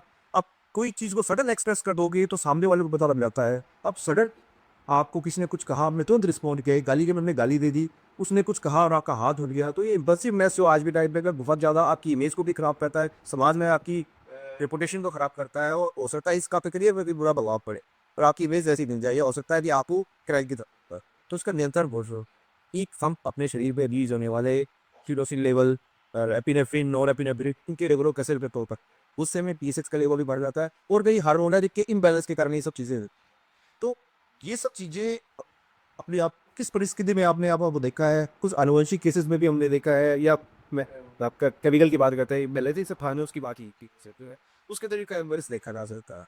तो आज में यूथ के अंदर जो देख रहे हैं, माइग्रेशन बहुत ज़्यादा बढ़ गया है, गुस्सा बहुत ज़्यादा बढ़ गया है, इसका प्रभाव हमारे फिजिकल हेल्थ पर भी पड़ रहा है। क्योंकि जो गुस्सा का बात चलेगा उसके अंदर आपको नींद नहीं आ पाई, बेचैनी रहेगी, रेस्टलेसनेस रहेगी, उसके अंदर एक विचार दौड़ता है, दूसरा विचार आ जाता है, तो उसका आपके हेल्थ पे प्रभाव पड़ेगा। आज हम में नींद पूरी मिली, जो अगला दिन आपका सारा बेकार दिन रहता है। आप इंटेलेक्चुअल काम नहीं कर पाते, उन लोगों तो तक से बात नहीं कर पाते हो, आपको यौनिक उबासी होती रहेगी, आपको लेसिड थकान बॉडी में होता रहेगा। तो अगर ऐसे कुछ दिन लगातार से निकल गया, जैसे आप ट्रैवल कर रहे हैं तो भी महंगा महसूस करते हैं, तो इस तरह की परिस्थिति आनी शुरू होगा, और धीरे धीरे इसका इफेक्ट हमारे हेल्थ को पड़ना शुरू हो जाएगा। तो बेटर डिजीज का निश्चित रूप से हमारे शारीरिक स्वास्थ्य को प्रभाव पड़ता है, और लंबे समय से अगर ये बना रहे तो हार्मोनल इम्बैलेंस बॉडी को होता है, कई तरह की बीमारियां नहीं होता। ऐसा नहीं थी, जैसे आपने सुना था स्ट्रेस अल्सर्स, जो है जो लंबे समय से स्ट्रेस में जी रहे हैं, तो नियर डियर की डेथ हो गई परिवार में, उसने किसी अपने हस्बैंड को खो दिया या परिवार ने इससे प्रेत डाला था उसको खो दिया, तो लंबे समय से स्ट्रेस से ले रहा है, तो वो पेशेंट टेस्टिक अल्सर का पेशेंट लग रहा था, क्योंकि वैगल स्टिमुलेशन उसके अंदर सिंपैथेटिक आउटफ्लो हो रहा है, जिसके कारण जो है हाइड्रोक्लोरिक एसिड का ज़्यादा स्त्राव हो रहा है उसकी वेट के अंदर, और जो है उससे अल्सर से बनने शुरू हुआ। तो गैस्ट्रिक अल्सर्स या इंडाइजेशन या डिस्पेप्सिया इस तरह की प्रॉब्लम आनी शुरू होता है। तो ये एक एग्जाम्पल है, ये बहुत सारे ऐसे एग्जाम्पल हो सकते हैं जो क्रॉनिक जो है डिहाइड्रेशन के अंदर और द बीमारियां से ब्लड प्रेशर में तेज हो जाना, स्लीपलेसनेस और इंसोम्निया इस तरह के डिसऑर्डर बनना शुरू हो जाते हैं। हार्मोनल इम्बैलेंस में स्पेशली थायराइड की बात करें, थायराइड इम्बैलेंस होना शुरू हो जाता है। रोनी बिन एक्टिविटी कोई नहीं कर रहा है, वो एक्सरसाइज नहीं कर रहा है, सारा दिन बैठे बैठे चिंता कर रहा है, उसके बाद वेट गेन होना शुरू हो जाएगा, ब्लड प्रेशर और बीमारियां घेर में थी, अपने खान पान का ध्यान नहीं रखता है, जिससे बॉडी में बैठा भाई कोरस में बहुत सारी ऐसी बीमारियां हैं जो आपके मेंटल या मानसिक स्वास्थ्य ठीक होने के कारण आपके शारीरिक स्वास्थ्य पे प्रभाव है। डॉक्टर साहब आपने बहुत अच्छी बात बताई कि जब स्ट्रेस आता है तो मेंटली लॉस तो होता है, इनकी फिजिकल लॉस भी होता है और में लॉस होता है। देखिए, क्या आप जो लोग काउंसलिंग करते हैं तो काउंसलिंग का तरीका क्या होता है और काउंसलिंग से पेशेंट को बेनिफिट क्या लगता है? देखिए, जब पेशेंट हमारे पास काउंसलिंग के लिए आता है तो जैसे मैंने बताया डिप्रेशन हर आयु वर्ग में हो सकता है। ये देखा जाता है कि किस आयु वर्ग का पेशेंट, वो विद्यार्थी है, वो पॉलिश स्टूडेंट है, वो मध्यम वर्गीय है, कमाने वाला आदमी है, या फिर अगेर ऊपर का है, या फिर फिजिक है। उस हिसाब से काउंसलिंग के सेशंस किए जाता है। उसको उतनी सीरीज के लिए बुलाया जाता है, और काउंसलिंग के सेशन कितनी देर के होने चाहिए ये भी इससे निर्धारित किया जाता है। जैसे मैंने बताया, एक्यूट है, तेजिक है, एपिसोडिक है, अभी पेशेंट कुछ दिनों से स्ट्रेस से जूझ रहा है, तो उसकी काउंसलिंग सेशन जो शॉर्ट रहेंगे और जल्दी जल्दी दिए जाते हैं, ताकि पेशेंट उससे जल्दी रिकवर नहीं, क्योंकि अभी तक उसकी बॉडी कहते हैं वो हार्मफुल करना शुरू नहीं किया, उसने सडन उस चीज़ों को फेस करना शुरू किया। परिस्थिति हो सकते हैं, ये एपिसोडिक हो सकते हैं, तो हमें उस परिस्थिति के अकॉर्डिंग पेशेंट को शॉर्ट सेशन देने हैं और जल्दी जल्दी सेशंस देने हैं। और जैसे स्टूडेंट होते हैं या विद्यार्थी होते हैं, मान लो एग्जाम में फेल हुआ है, या कोई ऐसी इसके साथ रैकिंग हुई है, कोई ऐसी स्थिति उसके साथ आती है, तो पेशेंट जो है बच्चा उसके अंदर वो गलत कदम उठा सकता है। तो उसमें भी हमें पेशेंट को जो शॉर्ट टेस्ट दे रही है तो जल्दी जल्दी बुलाना है पेशेंट्स को, ताकि हम उसको अपनी बात जल्दी क्लियर कर पाए, उसके अंदर जो भी चीज़ें आ रही है उस चीज़ को महसूस कर पाए, उस हिसाब से जो बच्चे को गाइड कर पाए। और अगर अडल्ट या बुजुर्ग वर्ग का आता है, कोई आदमी या मध्यम वर्ग का आता है, इसके अंदर अभी जो आर्थिक स्थिति से जूझ रहा है, ऐसे जब लोग जगह काउंसलिंग के लिए आते नहीं है, उनको मोटिवेट किया जाता है कि काउंसलिंग में आइए, या उनकी वाइफ या उनके बस उनको या परिवार का सदस्य लेके आना है। तो होता क्या है कि पेशेंट्स के अंदर, क्योंकि वो सिटिंग्स के प्रॉपरली चार्ज नहीं कर पाते हैं, क्योंकि वो लोग इकोनॉमिकली थोड़े से वीक होते हैं या खर्चा नहीं करना चाहते हैं, ऐसे लोग भी होते हैं, तो ऐसे लोगों में थोड़ा सा जो सेशन लंबा दिया जाता है और कुछ दिन बाद उनको बुलाया जाता है, क्योंकि वो क्रॉनिक डिप्रेसिव पेशेंट्स होते हैं। ऐसे पेशेंट्स उस डिप्रेशन के साथ जीना सीखते हैं, उस डिप्रेशन में को अपने जीवन में ढाल लिया है, लेकिन फिर भी किसी के दिमाग में कॉप्टिन लेने का। हमारे ज़्यादा तो देखो पॉजिटिव एनर्जी भी है, नेगेटिव एनर्जी। अब उसने नेगेटिव एनर्जी को ऑब्जर्व करेगी, बॉडी में पॉजिटिव एनर्जी को नहीं ले पा रहा है, तो हमने ये चीज़ इसको बता दी। जैसे मैंने बताया तो सबसे इंपॉर्टेंट होता है उसमें कोमोडिटी बिहेवियर तरीके पे, कि कंसिस्टेंटली उसके बिहेवियर के अंदर जो भी परिवर्तन आ रहा है, उसके आचरण में जो भी परिवर्तन आ रहा है, और वो परिवर्तन किस वजह से आया है, उस वजह को अपने टाइम में लिखने का हैबिट होना। ये हर काउंसलिंग वाले पेशेंट चला देते हैं, आप टाइम लीजिए, और उस डायरी के अंदर अपनी दिनचर्या में जो भी इंपॉर्टेंट चीज़ हुई है, इंपॉर्टेंट चीज़ को लिखिए, जिसकी वजह से आप रात को जब बिस्तर में सोते हैं वो विचार आपके दिमाग में कौन होता है, तो वो पेशेंट डायरी में उस चीज़ को रोकेगा। जैसे एक एग्जांपल दिया कि जाते टाइम उसने मुझे इग्नोर किया रहा, उसने एक एग्जांपल ये हुआ, आज बॉस ने मुझे डांटा। एक ऑफिस में आदमी गया, बॉस ने उसे बुलाया, 2 लोग थे, उनको बॉस ने डांटा कि कल मैं ये आपको टास्क दिया था, आपने टास्क पूरा नहीं किया, आप निकम्मे वो काम नहीं करते। तो अक्सर हम प्राइवेट जॉब में ऐसा नहीं, एक एम्प्लॉई ने उस चीज़ को बिल्कुल इग्नोर कर दिया। ऐसा ही केस मेरे पास आया भी आज, एक एम्प्लॉई ने उस केस को इग्नोर किया, वो कहा यार बॉस तो ऐसे ही बोलता है, एक फालतू बोलते रहते हैं, हमने काम कम ने अपना काम करे जितना हमसे वक्त तक करते हैं। उसने इस चीज़ को टाल दिया और अपने काम में लग गया, वो बिल्कुल नॉर्मल है, बिल्कुल काम। दूसरा एम्प्लॉई जिसने नया ज्वाइन किया था, उसने उस चीज़ को 2 वे में लिया। एक तो मुझे मेरे एम्प्लॉई के सामने रहता, दूसरा मैं इस काम में सक्षम नहीं हूँ, मुझसे ये काम नहीं हो पाया, मेरे से बॉस खुश नहीं है, मुझे जॉब से निकाल दिया जाएगा। इससे रैपिड नेगेटिव थॉट्स एक के बाद एक आने शुरू हो गए। तो उसे डायरी का किस चीज़ को लिखता है कि बॉस ने आज डांटा, उसके बाद मेरा कुछ सही था, लेकिन मेरा दिन जो है उसके बाद खराब रहा, और मैं जब रात को सोए तो यही बात मेरे दिमाग में बात करता है। उसके बाद मुझे खाना अच्छा लगा ना, जिससे मिलना अच्छा लगा ना, वही वहाँ पे बात करना अच्छा लगा। तो आज का मेन हाईलाइट ये थी कि बॉस ने मुझे और बॉस ने मुझे डांटा, इस चीज़ को लेकर के नकारात्मक सोचा रही। फिर कुछ दिन बाद फिर ऐसी कोई बात हुई कि उसको जो टास्क दिया गया वो पूरा नहीं कर पाया, और उसके अंदर फिर वो सोचा है कि मैं इस काम में सक्षम नहीं हूँ, मुझे बॉस नौकरी से निकाल देगा, और मैं कैपेबल नहीं हूँ, अच्छे की फीलिंग। तो किस तरह की सोच दिमाग में धीरे धीरे आना शुरू हो गई, और धीरे नकारात्मक विचार हो गए। अब काउंसलिंग देते टाइम हम इस चीज़ को कहते हैं कि इस विचार से आप इस चीज़ के अलग अलग पहलुओं को सोचिए। आप अपने बॉस के पॉइंट ऑफ व्यू से सोचिए, अपने दोस्त के पॉइंट ऑफ व्यू से सोचिए। बॉस ने इसलिए बोला कि बॉस आपको चाय भी देता है, उसको ये टास्क आपका चाहिए था, उसको हो सकता है प्रेजेंटेशन का निर्दिष्ट का हो और टारगेट उसको मिला हुआ है, इसलिए बोला क्या बॉस का काम है आपसे काम लेना, तो होता है आप भी कभी बॉस बनोगे तो आप इस चीज़ को कर उसके दोस्त ने क्या किया, मेरे से तो इतना ही काम हो पाया है, इस जगह मैं कर नहीं पाऊंगा, बॉस को ऐसे ही बोलते हैं, मैं जितना काम बोलता करूंगा, वो स्मूथली इस काम को कर रहा है और परफॉर्मेंस को बेटर करने की कोशिश कर रहा है। आपने उस चीज़ को और ज़्यादा सीरियसली ले लिया, आप उस काम को कर भी रहे थे लेकिन फिर भी आपकी परफॉर्मेंस में कमी आ रही शुरू हुई, आप ज़्यादा उस बारे में सोच रहे हो, इससे समय उस चीज़ को ज़्यादा व्यतीत कर रहे हो, आपने नेगेटिव तरीके से उस चीज़ बड़े कैजुअल में उस तरीकों कर लेते तो हो सकता है वो चीज़ पूरे में बढ़े। फिर 10 दिन बाद अगर बॉस ने उसको बुला करके उसके काम की शाबाशी दे दी, तो उसको बड़ा अच्छा फ़ील हुआ। फिर वही जैसे एरोडोमिन का लेवल बढ़ गया, बॉडी का फ्री होने लगा, तो लगा था विचार सबसे सही है। तो ये ज़रूर है, ये एपिसोडिक जॉब है। बाकी कुछ जॉब में हम देखते हैं कि लगातार नेगेटिव चीज़ों का सामना करना पड़ता है, यानी बॉस ऐसे ही होता है उसके अंदर, या फिर काम का प्रेशर इतना ज़्यादा है उसके अंदर कि वो लोड नहीं ले पाता है उसके अंदर, या सैलरी बहुत कम है, तो हमें कोशिश करनी चाहिए कि उस परिस्थिति से निकल के नई जॉब को ढूंढा जाए जहाँ पर वर्कलोड उतना ना हो, या फिर सैलरी थोड़ी सी इंप्रूव हो, या फिर बहुत या ऑफिस का एनवायरनमेंट ऐसा हो जिसको लगातार नेगेटिव ना दिखा। जॉब में अगर आपको किसी चीज़ में पास ले डाटा जा रहा है और अप्रिशिएशन भी दिया जा रहा है, तो वो चीज़ वो जो है जस्टिफाइड है कि बॉस है उसका काम है, वो डांटेगा भी, वो अप्रिशिएशन भी देगा। वो चीज़ें बैलेंस करती है, हमें नहीं अच्छा लगता है। हम भी प्राइवेट इन्वेस्ट में काम कर चुके हैं, तो मालिक बुला के, हाँ, माहौल बहुत अच्छा था जहाँ मैं काम करता था, वहाँ बुला के प्रशिक्षण भी किया जाता था, और जो डायरेक्टर से मेरे बड़े अच्छे संबंध थे, वो जब अच्छा कहते तो अच्छा लगता था, सबको अच्छा लगेगा। कोई भी प्राइवेट, चाहे गवर्नमेंट एम्प्लॉय जो प्राइवेट एम्प्लॉय हो, अप्रिशिएशन सबको अच्छा लगता।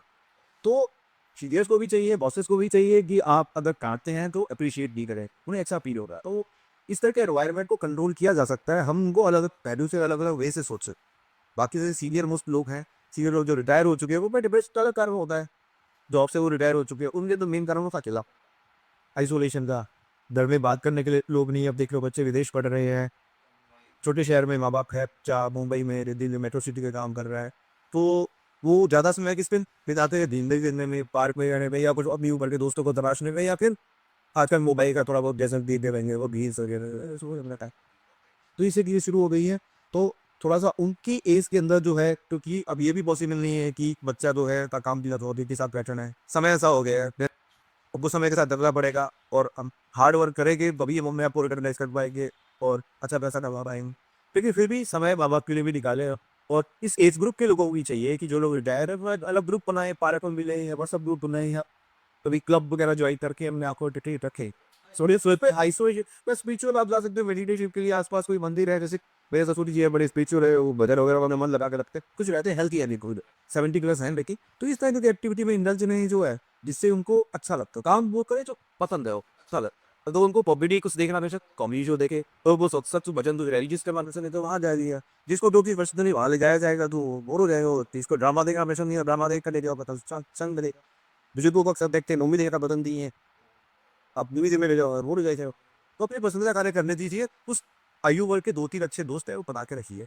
कम दोस्त होते हैं बुजुर्गों के, लेकिन अच्छे होते हैं। एक सवाल और भी आता है रिक्शा कि बहुत सारे लोगों को जब स्ट्रेस रहता है और रेगुलर रहता है और लगातार वो पिल्स खाता है, तो पिल्स से होने वाले नुकसान होते हैं क्या, और होती है तो उसका साइड इफेक्ट क्या क्या क्या हो सकता है जी।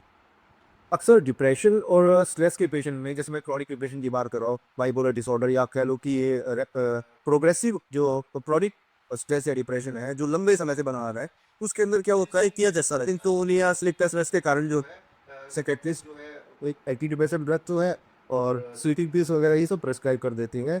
वो लोग भी मजबूरी में इस चीज़ को प्रेस्क्राइब कर रहे हैं, तो भी जब नींद आ नहीं रही है तो सिडेशन देना पड़ेगा आपको, सिडेटिव मेडिसिन देनी पड़ेगी, और क्योंकि नींद पूरी नहीं हो पाएगी तो अगला दिन खराब रहता है, बिजली चिड़चिड़ापन आ जाता है, गुस्सा आना शुरू हो जाता है, परिवार के साथ वो ऐसा व्यवहार करता है कि कुछ ही आगे बात करेगा, देखिए आप कुछ तो आएगा, तो ये देना पड़ता है। लेकिन लंबे समय तक अगर स्लीपिंग पिल्स ली जाती है तो इसके बहुत सारे साइड इफेक्ट उपयोग किए जाते हैं कि जैसे बिला स्लीपिंग पिल्स के बारे में ध्यान है, स्लीपिंग पिल्स की जो डोज बढ़ती जाती है, जो सेडेशन बॉडी में आता है, उसका इफेक्ट हम अगले दिन भी महसूस कर सकते हो, बॉडी में बेसिटी, थकान, फैटिक रहता ही रहता है, हार्ड वर्क में मन नहीं लगता है, आपको कोई फिजिकल एग्जर्शन करना पड़े, सीढ़ी करना उतरना वो नहीं कर पाते हैं, और ठंडा रहेगा शरीर हर समय जो है, आप जहाँ भी जाएंगे वहाँ पर लेट जाते हैं या बैठ जाते हैं, वर्क नहीं कर पाते हैं, तो इसका नुकसान रहता है। धीरे धीरे हमारा सिस्टम सारा स्लगिश होने लगता है, हमारा मेटाबॉलिज्म स्लो होने लगता है, और बीमारियाँ घर पे आती है, डाइजेस्टिव प्रॉब्लम खाने लगती है, इसलिए अगर किसी को मजबूरी में स्लीपिंग किट से एंटी डिप्रेशन लेने ही पड़ रही है तो एक पर्टिकुलर फीस पे होनी चाहिए, पर्टिकुलर पीरियड का होनी चाहिए,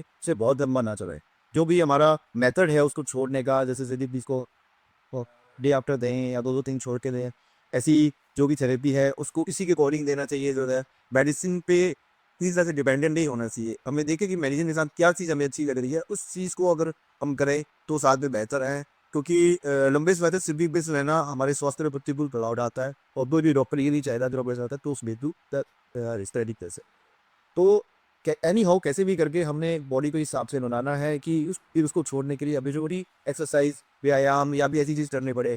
शाम के टाइम अगर आप घूमते हैं या शरीर को थकाते हैं, योगा वगैरह करते हैं, तो आपको अच्छी नींद आती है। तो शरीर को थकाया है जिससे नींद आता कि नींद अच्छी है। शाम के टाइम आप बैडमिंटन खेल सकते हैं, या आप ये दोस्तों के साथ वॉक पे हो दिन पे जा सकते हो। कुल मिला के उसे जगाना जरूरी है। शाम के टाइम अगर आप बॉडी को थकाएंगे तो आपको अच्छी नींद आएगी। अगर आप पूरे दिन रेस्ट कर रहे हैं, सो के बैठे हैं, या भी ऐसा काम के सैनिटरी लाइक गिरे हैं, तो रात अपनी कहाँ से दिन में आप 2 घंटे सो जाते थे, 3 घंटे सो जाते हैं, और रात को ठीक के जहन नहीं, फिर आपको फिर भी सोनी पड़ेगी।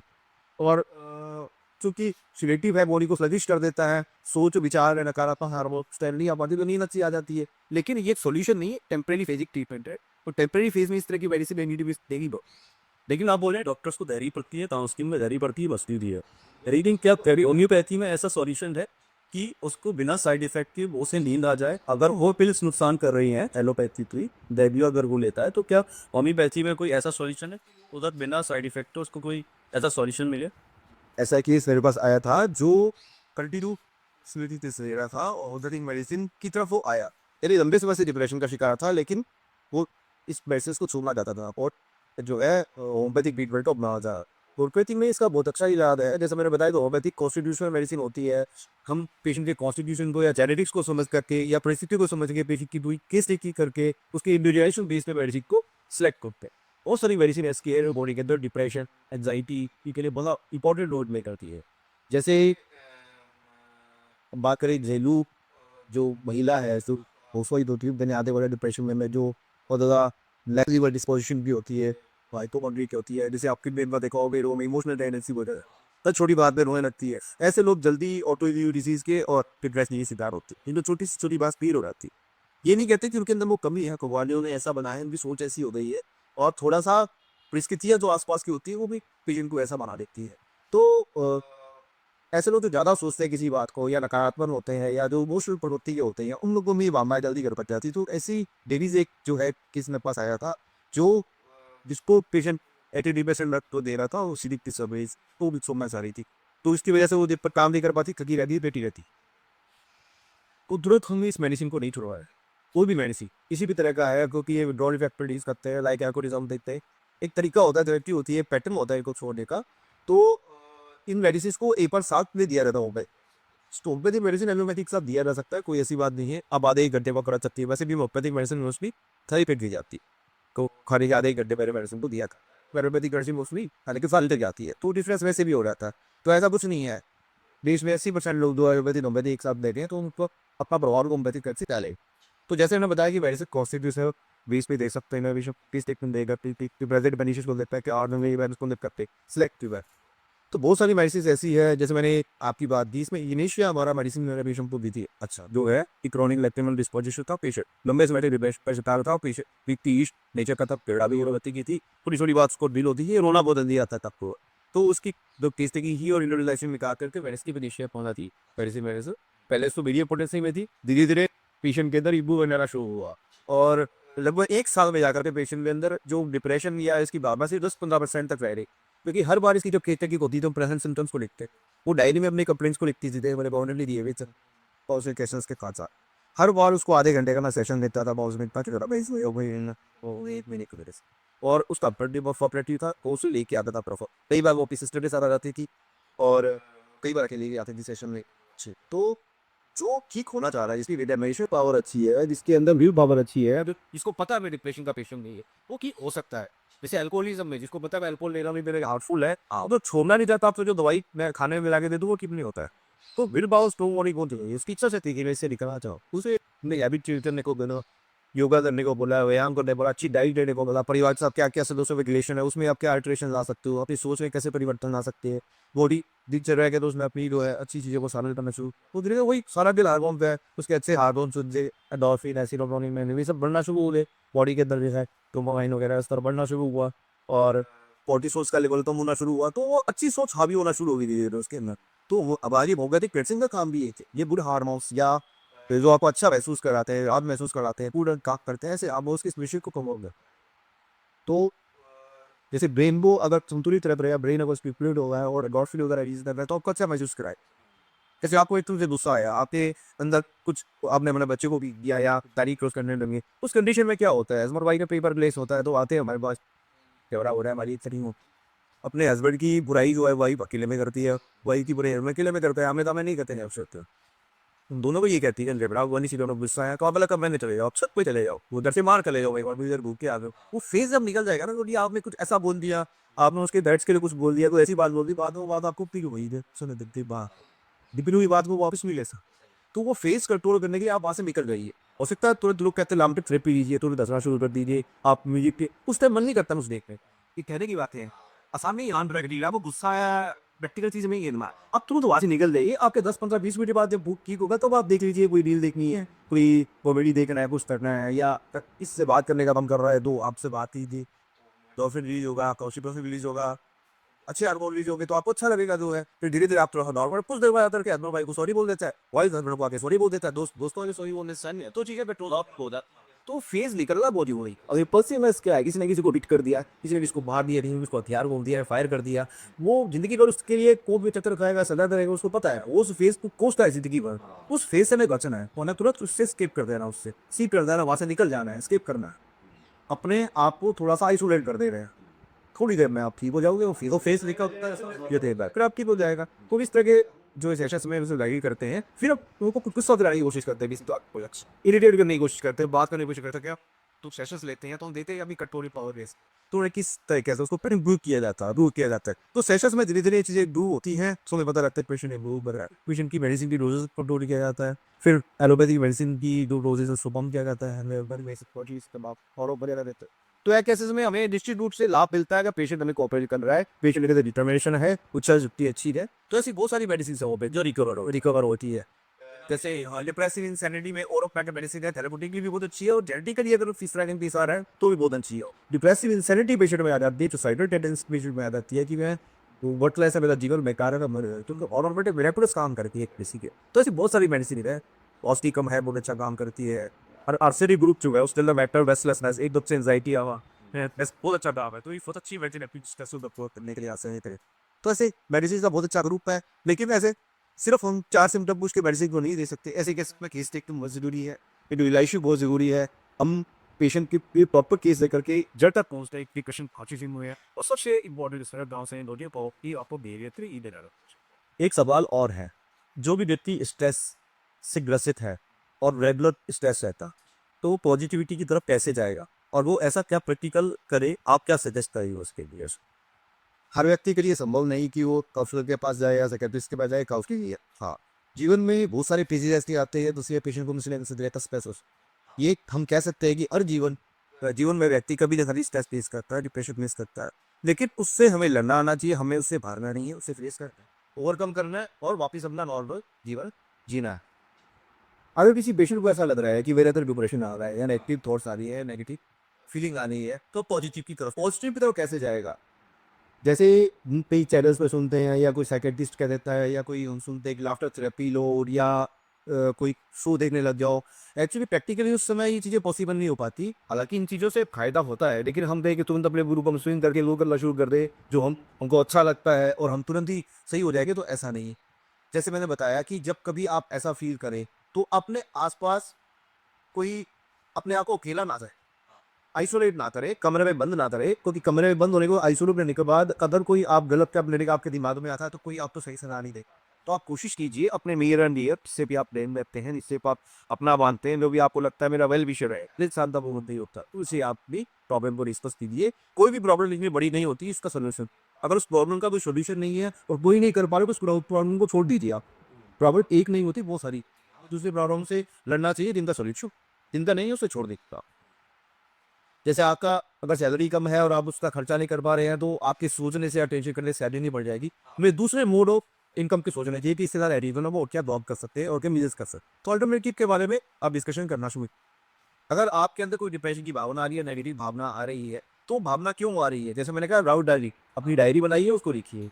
सबसे अच्छा ये है, अगर आप रात को सोने बैठते हैं तो एक बार उस पे चिंतन कीजिए आप, मंथन कीजिए उसका। चिंतन एक सकारात्मक विचार है, पॉजिटिव विचार है, वो सॉल्यूशन की तरफ जाता है।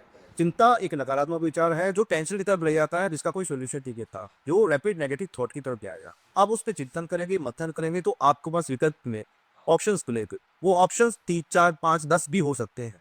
फिर कुछ ऑप्शंस में से आपको 2 ऑप्शन सबसे अच्छा लगता है, कुछ तो या सपोज कीजिए आपकी इनकम कम है, आप आर्थिक रूप से बहुत ज़्यादा कमज़ोर हैं, तो आप क्या कर सकते हैं? आपके अंदर ऐसी थोड़ी डायरी तो आप राइट डाउन कीजिए, मैं ये ऑप्शंस मेरे पास हो सकती। मैं अपने यूट्यूब चैनल से कमा सकता हूँ, मैं ट्यूशन्स कर सकता हूँ, मैं एडिशनल जॉब कर सकता हूँ, शाम को 2 घंटे में एक्स्ट्रा जॉब कर सकता हूँ। तो कोई ना कोई ऐसा जॉब आपको मिलेगा निश्चित रूप से, जिसमें आप आर्थिक रूप से थोड़ा-सा अपने आप को सपोर्ट कर सकते हैं। तो आपको सहारा दे सकते हैं। और नहीं तो हम नई जॉब की तलाश कर सकते हैं और बेटर ऑप्शंस दे सकते हैं, क्योंकि जब हम नए-नए किसी जॉब में लगते हैं तो पे स्केल सबका ही कम होता है, क्योंकि आपके अंदर तजुर्बे की कमी है, अनुभव की कमी है, आपके अंदर उतनी परफेक्शन नहीं। समय सब परफेक्शन आएगी, आपकी जॉब भी बढ़ेगी, आपका प्रमोशन भी होगा, नहीं तो आपको नई जॉब मिलेगी, ये चलता रहता है जीवन पे तक। और साथ में जीवन में जो भी हमने टारगेट बनाया है उसके बारे में सोचिए, उसको भी कुछ समय दीजिए, स्टडी के लिए समय निकाल के। और जहाँ तक हो सके अपने जीवन को थोड़ा-सा जीवन शैली में परिवर्तन लाइए, अपने अच्छे दोस्तों के संपर्क में रहिए, हँसमुख दोस्त बनाइए, नेगेटिव थॉट वाले लोगों से ही दूर रहिए आज। अगर आप किसी को नेगेटिविटी से निकाल सकते हैं तो निकालिए, लेकिन किसी नेगेटिव लोगों के साथ रहना छोड़िए। कोशिश कीजिए कि आपकी वजह से कोई अच्छा जीवन जिए, पॉजिटिविटी में आए और आपके बाद कोई ये अच्छा सोचे जो है। जैसे आप किसी को अच्छा वेल विशर मानते हो, तो आप भी किसी के लिए वेल विशर बना और उसको पॉजिटिव थिंकिंग देता हो। तो ऐसा सबके जीवन में होता है, ऐसा नहीं कि आप अकेले ही नेगेटिव थॉट्स के शिकार हैं। और बहुत से लोग इसका शिकार होते हैं, लोग भी इससे गुजर चुके हैं। जीवन के फेज़ के अंदर अलग-अलग परिस्थितियों का सामना करना पड़ता है और नेगेटिविटी आती है, लेकिन हमें उससे लड़ना है, घबरा नहीं है, उसका सॉल्यूशन ढूँढना है, ओवरकम करना है। तो ऑप्शंस विकल्प पे ध्यान दीजिए, आपके अंदर नेगेटिव थॉट्स कम हो जाएगी और रास्ते खुलेंगे। अपने जीवन साथी से इसकी चर्चा कीजिए, अपने दोस्तों से इसकी चर्चा कीजिए, कोई ना कोई रास्ता वो बताएँगे। सुलझा हुआ व्यक्ति, सुलझा हुआ दोस्त को आपको अच्छी राय देगा। परिवार में सदस्यों से, अपने पेरेंट्स से चर्चा कीजिए। हाँ, उस वजह से अगर आपके कोई जीवन ज़िंदगी में या माता-पिता को स्ट्रेस आता है, वो उन्हें ना बताएँ। फिर आप अपने दोस्त से डिस्कशन कीजिए, अपने फ्रेंड से डिस्कशन कीजिए, ताकि वो आपको सही राय दे पाए। तो कभी भी जीवन में ऐसा लग रहा है कि आपके अंदर कोई स्ट्रेस आ रही है, फीलिंग आ रही है और ये एपिसोडिक है, फिज़िक है, तो उससे तुरंत आप जो है कोशिश कीजिए उससे हम बाहर आएँ, उसको बढ़ने ना दें, उसको क्रॉनिक से की तरफ या प्रोलॉन्ग परसिस्टेंट की तरफ ना जाने दें और धीरे-धीरे उससे ओवरकम करें। ज़रूरी नहीं है आपको कोई काउंसलिंग सेशंस लेनी है या फिर मेडिसिन लेनी है। सिर्फ़ आपके जीवन शैली में थोड़ा-सा परिवर्तन करना है, आपके विचारों में थोड़ा-सा परिवर्तन करना है। थोड़ा-सा जीवन में आप जैसे योगा, व्यायाम या शाम को कुछ देर खेलते हैं, तो आप यदि व्यायाम या योगा करते हैं, आप देखिएगा आपके अंदर एक कॉन्फिडेंस आता है, आपके अंदर एक विश्वास आता है, आपके अंदर एक बिल्ड महसूस होती है, ताकत महसूस होती है कि हाँ, मैं एक्सरसाइज करता हूँ, योगा करता हूँ, तो पहले लोगों से बेटर हूँ, लोग कुछ भी नहीं करते हैं। और एक चीज़ और है, तो नकारात्मक सोच आने लगे, तो आप अपने से सक्सेसफुल लोगों की तरफ थोड़ा-सा ना देखिए। क्योंकि हम कहते हैं कि सक्सेसफुल लोगों को ताकि उनके जैसा बन सको। अगर उनको देखने से हमारे अंदर नकारात्मक सोच आ रही है कि वो मेरे से ज़्यादा कमा क्यों रहा है, मेरे से ज़्यादा स्मार्ट क्यों है, उसकी जीवन शैली मेरे से अच्छी क्यों है, उसके अंदर बड़ा घर है, बड़ी गाड़ी क्यों। आपसे नीचे भी, आपसे जो है कम आय वाले भी लोग हैं, उनकी तरफ देखिए, आपको लगेगा कि उनसे तो मैं बेटर हूँ, मैं उनकी हेल्प कर सकता हूँ, मैं उनसे अच्छा जीवन जी रहा हूँ। तो अपने थॉट्स को कुछ हद तक कंट्रोल करने की कोशिश कीजिए, क्योंकि जो लाइफ है तो हर तरीके के लोग आपको मिलेंगे, अमीर भी मिलेंगे, गरीब भी मिलेंगे। हम जिस वर्ग में हैं, उस वर्ग से फाइट करके अच्छा जीवन जीने की कोशिश कर रही है, तो हमें बहुत ज़्यादा अपने से ज़्यादा रिच लोगों को या कुछ वर्ग के लोगों को देख करके फ्रस्ट्रेशन नहीं पालना चाहिए, स्ट्रेस नहीं पालना चाहिए। तो अपनी ज़रूरतों को कंट्रोल करो, अपनी इच्छाओं को कंट्रोल करो, अपनी महत्वाकांक्षाओं को कंट्रोल करो और सामंजस्य बिठाओ अपने पारिवारिक जीवन के साथ ही, ताकि आप छोटी-छोटी खुशियों को अपने परिवार के साथ जी सको और एक नॉर्मल जीवन व्यतीत कर सको। एक सवाल इम्पोर्टेंट और है, सपोज़ हमारे घर में सभी घर में एक यूथ होता है, बच्चे होते हैं, तो वो कई बार स्ट्रेस का शिकार बन जाता और कई बार वो अपनी गार्जियंस को नहीं बताते या अपने घर के बड़े बड़ों को नहीं बताते। तो उस टाइम पर पेरेंट्स को कैसे पता चले कि हमारा बच्चा स्ट्रेस में है या इस तकलीफ से गुजर रहा है? मतलब हम आइडेंटिफाई कैसे करें कि मेरा बच्चा स्ट्रेस में हाँ या ना? आज का जीवन भागदौड़ वाला जीवन है, व्यस्त जीवन है। माता-पिता अपने काम में बिज़ी रहते हैं, बच्चे अपने काम में बिज़ी रहते हैं। पिता सारा दिन घर के बाहर रहता है, रात को बच्चे को देखता है, तो उसे कैसे पता लगे मेरा बच्चा स्ट्रेस में है? हाँ, बच्चा अगर स्कूल में है या कॉलेज में है, बच्चा किसी बस में ऑटो से जा रहा है, अपने दोस्तों के साथ जा रहा है, हमें ये भी नहीं पता जी कॉलेज में कितने बजे पहुंचा कैसे भाई। तो थोड़ा सा समय अपने बच्चों के लिए भी निकालना है हमें। हमें देखना है कि बच्चा स्कूल में या कॉलेज में रेगुलर जा रहा है नहीं जा रहा, उसका फ्रेंड सर्कल कैसा है, अच्छे दोस्तों का है, बच्चा किसी बुरी संगति में तो नहीं है, बच्चा किसी गलत काम में इंडल्ज तो नहीं हो गया। इन चीज़ों का पेरेंट्स को विशेष ध्यान रखना पड़ेगा। कई बार ये चीज़ पॉसिबल नहीं हो पाती, लेकिन हम पेशेंट जो बच्चा है उसके आचरण से, उसके व्यवहार से इस चीज़ का पता लगा सकते। जिस चीज़ के लिए हमें थोड़ा सा कीन ऑब्जर्वर बनना पड़ेगा। जो है कई बार हम अनुमान लगा लेते हैं कि ये हुआ होगा इसलिए जो है ये चीज़ हुई है, तो इस तरह के पूर्वाग्रह से ग्रसित नहीं होना चाहिए। हमें लग रहा है बच्चे के आचरण में, व्यवहार में भी तरह का परिवर्तन है, तो इस चीज़ को हमें फाइंड आउट करना चाहिए। जैसे ही स्कूल का बच्चा होगा, स्कूल के बच्चे के तरफ क्या होता है, जैसे बड़े लोग या बुजुर्ग लोग अकेलापन में चले जाते हैं, एकांत में रहना चाहते हैं या जो है आइसोलेट हो जाते हैं और चिंतन करते रहते हैं। लेकिन आप स्कूल के बच्चों को देखते हो चिड़चिड़ापन और एग्रेशन आ जाता है, छोटी छोटी बात पे वो रिएक्ट करते हैं, ओवर रिएक्टिंगनेस या इम्पल्सिवनेस उसके अंदर आ जाती है। उसके अंदर ऐसी फीलिंग नहीं आएगी मैं दुनिया पे बोझ हूँ या व्यस्त की, वो चिड़चिड़ा हो जाएगा, वो रिस्पॉन्ड जल्दी करेगा। उसको अगर टीचर ने डांटा तो घर पे आकर के वो ऊंची आवाज़ में बात करता है, लड़के बात करता है या चिड़ के बात करता है। तो इस तरह के अगर बच्चे आचरण कर रहे हैं तो हमें फाइंड आउट करना चाहिए, बेटा क्या हुआ है, क्या स्कूल में कोई बात हुई है, क्या आपके अंदर आपकी किसी से झगड़ा हुआ है। ये चीज़ें फाइंड आउट करनी बहुत ज़रूरी है। जैसे ही आप व्यवहार में इस तरह का परिवर्तन नोट करो, उसको आप फाइंड आउट करो, बच्चे के साथ देकर के काउंसलिंग करो, बच्चे को समझाओ। क्योंकि इस केस के अंदर बच्चे में कई तरह के हार्मोनल चेंजेस आते हैं। हाँ, बच्चा यूथ की तरफ जा रहा है, एडोलेसेंट से यूथ की तरफ जा रहा है या एडल्ट की तरफ जा रहा है, तो हार्मोनल चेंजेस भी आएंगे, शारीरिक परिवर्तन भी आएंगे। कई बार जैसे चेहरे में कील मुहासे निकलने शुरू हो जाते हैं, कई बार मूड स्विंग्स होने शुरू हो जाते हैं, तो और फिजिकल चेंजेस आते हैं। तो हमें उस बारे में बच्चों से बात करनी चाहिए। अगर कोई बड़ा भाई है तो उसको अपने छोटे भाई की हेल्प करने से बताना चाहिए परिवर्तन आते हैं इसे इसके साथ में, और इसके अंदर ऐसा रिएक्ट करना चाहिए। तो हम देखते हैं कि बहुत सारे बच्चे इस एज में बहुत ज़्यादा रिएक्टिव हो जाते हैं। स्कूल में झगड़ा, कॉलेज में झगड़ा, कोई कॉलेज के अंदर कुछ चुनाव हो रहे हैं, छात्र संघ चुनाव है या कुछ स्कूल कॉलेज में छोटी छोटी बातों में झगड़ा हो गया, किसी फ्रेंड को लेकर के झगड़ा हो गया, किसी बीवियों को लेकर के झगड़ा हो गया, तो अग्रेशन जिनके अंदर ज़्यादा होता है वो लोग किसी भी लेवल तक जा सकते हैं। हम तो स्कूल पढ़े में अखबारों में ऐसी न्यूज़ पढ़ते रहते हैं, सुनते रहते हैं कि छोटी छोटी बात पे झगड़ा दबी या छोटी छोटी बात पे गोली चल गई या चाकू चल गई। तो ऐसा ना हो कि उस व्यवहार चेंज के कारण बच्चा ऐसी दुनिया में चला जाए कि उसको अपना जीवन जेल में निकालना पड़े, या फिर वो क्रॉनिक डिप्रेशन का शिकार बन जाए या अपने आप को नुकसान मचा रहे या उस पर सोसाइटल टेंडेंसी आ। बाकी हम बहुत सारे दिनों में देखते हैं सोसाइटल टेंडेंसी यूथ के अंदर आ रही है। हाँ, बच्चे कोचिंग करने कोटा गए या दही भी गए, वापस सीकर गए, वहाँ जाकर सुसाइड कर लिया, क्योंकि वो अपनी एक्सपेक्टेशन पे, अपनी परिवार की एक्सपेक्टेशन पे, अपने टीचर्स के एक्सपेक्टेशन पे पूरा नहीं उतर पाए हुए। तो वो क्या करेगा, अवॉइड करेगा घर पे बात करना, उसको नींद पूरी भी आएगी, वो खाना प्रॉपर ही नहीं खाएगा। तो अब बच्चा अगर घर से दूर भी है, बच्चे बाहर भी है, तो आप कंटिन्यूसली उसके संपर्क में रहिए, फोन से उसको काउंसिल करते रहिए, बीच बीच में उससे जाके मिलिए, उसके व्यवहार को नोट कीजिए। बढ़िया पढ़ाई का इतना ज़्यादा प्रेशर जो है उस पर मत डालिए, बहुत ज़्यादा उसको एम्बिशन उसके सामने मत रखिए कि इतने परसेंट मैम से मुझे चाहिए। जो है हर बच्चा एक दूसरे से अलग है, कोई 90% लाता है, कोई 70% भी बहुत मुश्किल से ला पाता है। तो कोई जरूरी नहीं कि हर कोई डॉक्टर इंजीनियर ही बने। जिसको जो करियर पसंद है, जिस करियर में उसका टैलेंट है, करियर बने उसको करने दीजिए इसका। तो हम बच्चों के आचरण की ऑब्जर्वेशन सबसे इंपॉर्टेंट है, तो ये द्वारा इससे पता लगता है बच्चा इंप्रेशन है। बहुत बढ़िया डॉक्टर साहब, आपने यहाँ तक बताया। एक जरूरी क्वेश्चन है, होम्योपैथी के लोग, होम्योपैथी को लेके लोगों के मन में भ्रम रहता है। ऑस्ट्रेलिया, यूके जैसी कंट्री होम्योपैथी को उतना एविडेंस पे मानती नहीं है, उसके बारे में क्या ये आप कहना चाहेंगे? जी, मैं कहना चाहूँगा होम्योपैथी वैसे तो जर्मन से शुरू हुई थी। हाँ डॉक्टर हैनीमैन ने इसकी डिस्कवरी की थी जी। लेकिन ये इस समय विश्व में दूसरी सबसे बड़ी मदद की अच्छा, एलोपैथी के बाद ही। और इसको आप 70% पॉपुलेशन इसको यूज़ कर रही है अभी होम्योपैथी। तो ये कहना गलत होगा कि कि होम्योपैथी के जो कोई प्रभाव को कोई विश्व में कोई यूके या अमेरिका नहीं मान रहा है। हम ये कह सकते हैं कि कुछ जगहों पे देखा गया कि वो लोग पूर्वाग्रह से ग्रसित है, कि प्रेजुडाइज है। लेकिन अब इन दिनों आप देखोगे एविडेंस बेस्ड स्टडी हो ही जाती है, रिसर्च इतना ज़्यादा हो रहा है होम्योपैथी के अंदर कि हर केसेस के अंदर ऐसे नहीं कह सकते। साइंटिफिकली एक्सप्लेनेशन देना जरूरी होता है और साइंटिफिक एक्सप्लेनेशन दिया जाता है। आपको कि मैंने इतने केस ठीक कर दिए, ठीक हो गया, तो इस चीज़ को कोई नहीं मानेगा। तो साइंटिफिकली इस चीज़ को एक्सप्लेन किया जाता है। और होम्योपैथिक मेडिसिन का जो साइंटिफिकली इफेक्ट है, ये बताती है मेडिसिन बॉडी में जाने के बाद क्या काम करेगी। जैसे हमने डिप्रेशन की बात की, डिप्रेशन के पेशेंट में कैसे ठीक कर रहे हैं, डिप्रेशन के पेशेंट में हार्मोनल बैलेंस कर रहा है, ये डिप्रेशन को कंट्रोल करने वाले हार्मोन्स के स्तर को बढ़ा रहा है और डिप्रेशन को हावी करने वाले, स्ट्रेस को हावी करने वाले हार्मोन्स के लेवल को कम कर रहा है। तो साइंटिफिकली इसका एक्शन प्रूव्ड है। ब्लड प्रेशर कैसे कंट्रोल कर रहा है, वो ब्लड प्रेशर में वैसोडाइलेट कर रहा है या ब्लड के लेटरल प्रेशर को कंट्रोल कर रहा है, इसलिए ब्लड प्रेशर कंट्रोल हो रहा है।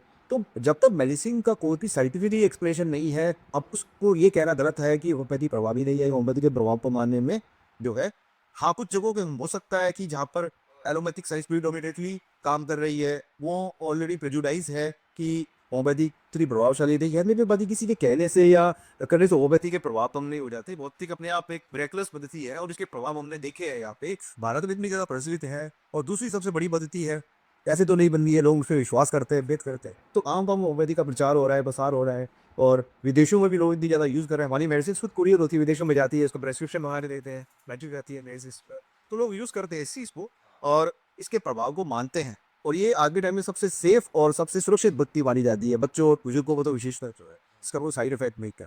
और मतलब आंखों की प्रभाव और जीरो साइड इफेक्ट के साथ रुकावट करने वाली जो विश्व की एकमात्र पद्धति, हाँ, वो आज इसके प्रभाव को विश्व मानता है। जहाँ पर भी इसका प्रभाव कम होने लगे, धीरे धीरे उसके प्रभाव भी धीरे धीरे बढ़ेगा। तो पब्लिक अवेयरनेस इस हिसाब से बढ़ रही है। निश्चित ही ये विश्व में जो है होम्योपैथी को यूज करने वाली पॉपुलेशन डे बाई डे बढ़ती जाए। अगला बहुत जरूरी बात यह है डॉक्टर साहब की एंजाइटी डिप्रेशन से जो ग्रसित व्यक्ति हैं और वो उनको कोई अच्छा काउंसलर नहीं मिल रहा, अगर कोई आपके साथ संपर्क करना चाहे तो आप उनकी कैसे हेल्प करेंगे और वो लोग आपसे कैसे कनेक्ट कर सकते हैं? अगर आपको अपने आसपास किसी तरह का ऐसा परिवार का सदस्य या दोस्त डिप्रेशन से ग्रसित लगता है या आप अपने अंदर कुछ इस तरह के चीज़ें महसूस कर रहे हैं जिसमें आपको लगे कि काउंसलिंग की ज़रूरत है, वैसे तो सेल्फ काउंसलिंग सबसे बढ़िया होती है। और जैसे मैंने आपको बताया है कि अपने आप अपनी चीज़ों को हम कैसे कंट्रोल कर सकते हैं, अपने आचरण को कैसे कंट्रोल कर सकते हैं, नेगेटिव विचारों को कैसे कंट्रोल कर सकते हैं। इसके अलावा हम लोग काउंसलिंग सेशंस भी देते हैं। आप ऑनलाइन काउंसलिंग के लिए मुझसे संपर्क कर सकते हैं। मेरा व्हाट्सअप नंबर जो है 9887834077, आप इस पर संपर्क कर सकते हैं या आपके नियरेस्ट जो भी साइकोलॉजिस्ट या काउंसलर है, अगर आपको लगे सिम्टम बहुत ज़्यादा बढ़ गए हैं तो तुरंत आप काउंसलर से संपर्क कीजिए और सही सलाह लीजिए। और अपने आसपास अगर कोई यार दोस्त या परिवार के सदस्य हो तो सलाह दीजिए कि काउंसलर की मदद कीजिए। इसके अलावा काउंसलिंग सेशंस हैं, वो जहाँ तक ज़रूरी है सब आप अटेंड भी कीजिए। ये निरर्थक नहीं होते, इनका हमेशा कुछ ना कुछ फ़ायदा होता है और जीवन में मुश्किल महीना से नहीं हो सकता है। तो कोशिश कीजिए हम भी डिप्रेशन से, स्ट्रेस से दूर रहें और हमारे परिवार के सदस्य जिन्हें हम चाहते हैं, उनसे हम प्यार करते हैं, उन लोगों से भी हम डिप्रेशन से दूर कर सकें और एक नॉर्मल लाइफ जीने के लिए उनको प्रेरित कर सकें। ये हमारा उद्देश्य होना चाहिए। और बहुत कुछ हम लोगों को जीवन में करना है, अभी सीखना है और ये सब चीज़ों से उभरना है, तो खुद भी हम इस चीज़ से बचे और लोगों को नहीं होगा। ये संदेश होगी। डॉक्टर साहब आप हमारे साथ में गोवा में थे, इंटरनेशनल आइस कॉन्क्लेव गोवा में जो 3 दिन का सेशन हुआ था, आप उधर आए थे, आपने आपको अच्छा लगा या कैसा लगा, आपको अपना एक्सपीरियंस बताइए। दूसरा, आप जयपुर में भी आपका एक सेशन होने वाला है और जयपुर में आप एक सेशन करने वाले हैं। इस तरह के जो प्रोग्राम होते हैं उनसे क्या बेनिफिट है और इंटरनेशनल आइस कॉन्क्लेव को लेके आपके क्या विचार हैं, वो अगर बता सकती जी। सबसे पहले तो मैं प्रोसी साहब का धन्यवाद देना चाहूँगा कि इन्होंने गोवा में मुझे आमंत्रित किया इंटरनेशनल आइस कॉन्क्लेव और जयपुर में भी इन्होंने मुझे एज ए रिसोर्स पर्सन और स्पेशल गेस्ट इनवाइट किया है।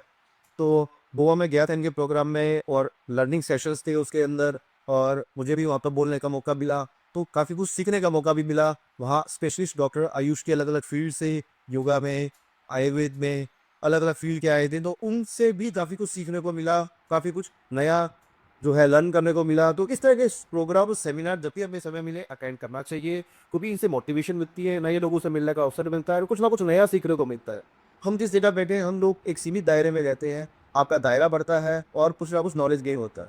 हम जिस प्रोफेशन में हैं उसमें सीखना कभी बंद नहीं होता, हम हमेशा लर्निंग फेज में ही रहते हैं, कुछ ना कुछ नया सीखते ही रहते हैं और अपडेट करते रहते हैं। जैसे बुक्स अपडेट होती रहती है, पर्सन भी अपडेट होता रहता है, नॉलेज भी अपडेट होता रहता है।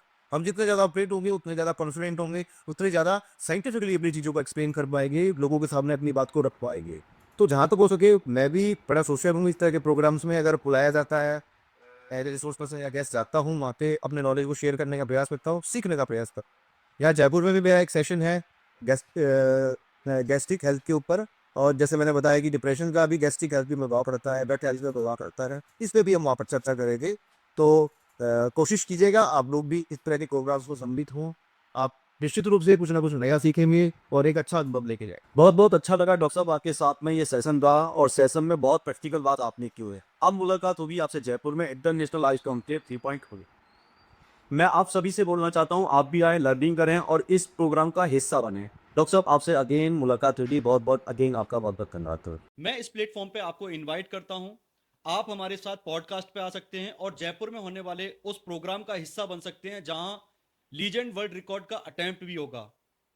ये प्लेटफॉर्म आपके लिए है। वीडियो के एंड तक बने रहने के लिए आपका बहुत बहुत धन्यवाद। Thank you. डॉक्टर विश्वास जी, आपका भी बहुत बहुत शुक्रिया। Thank you.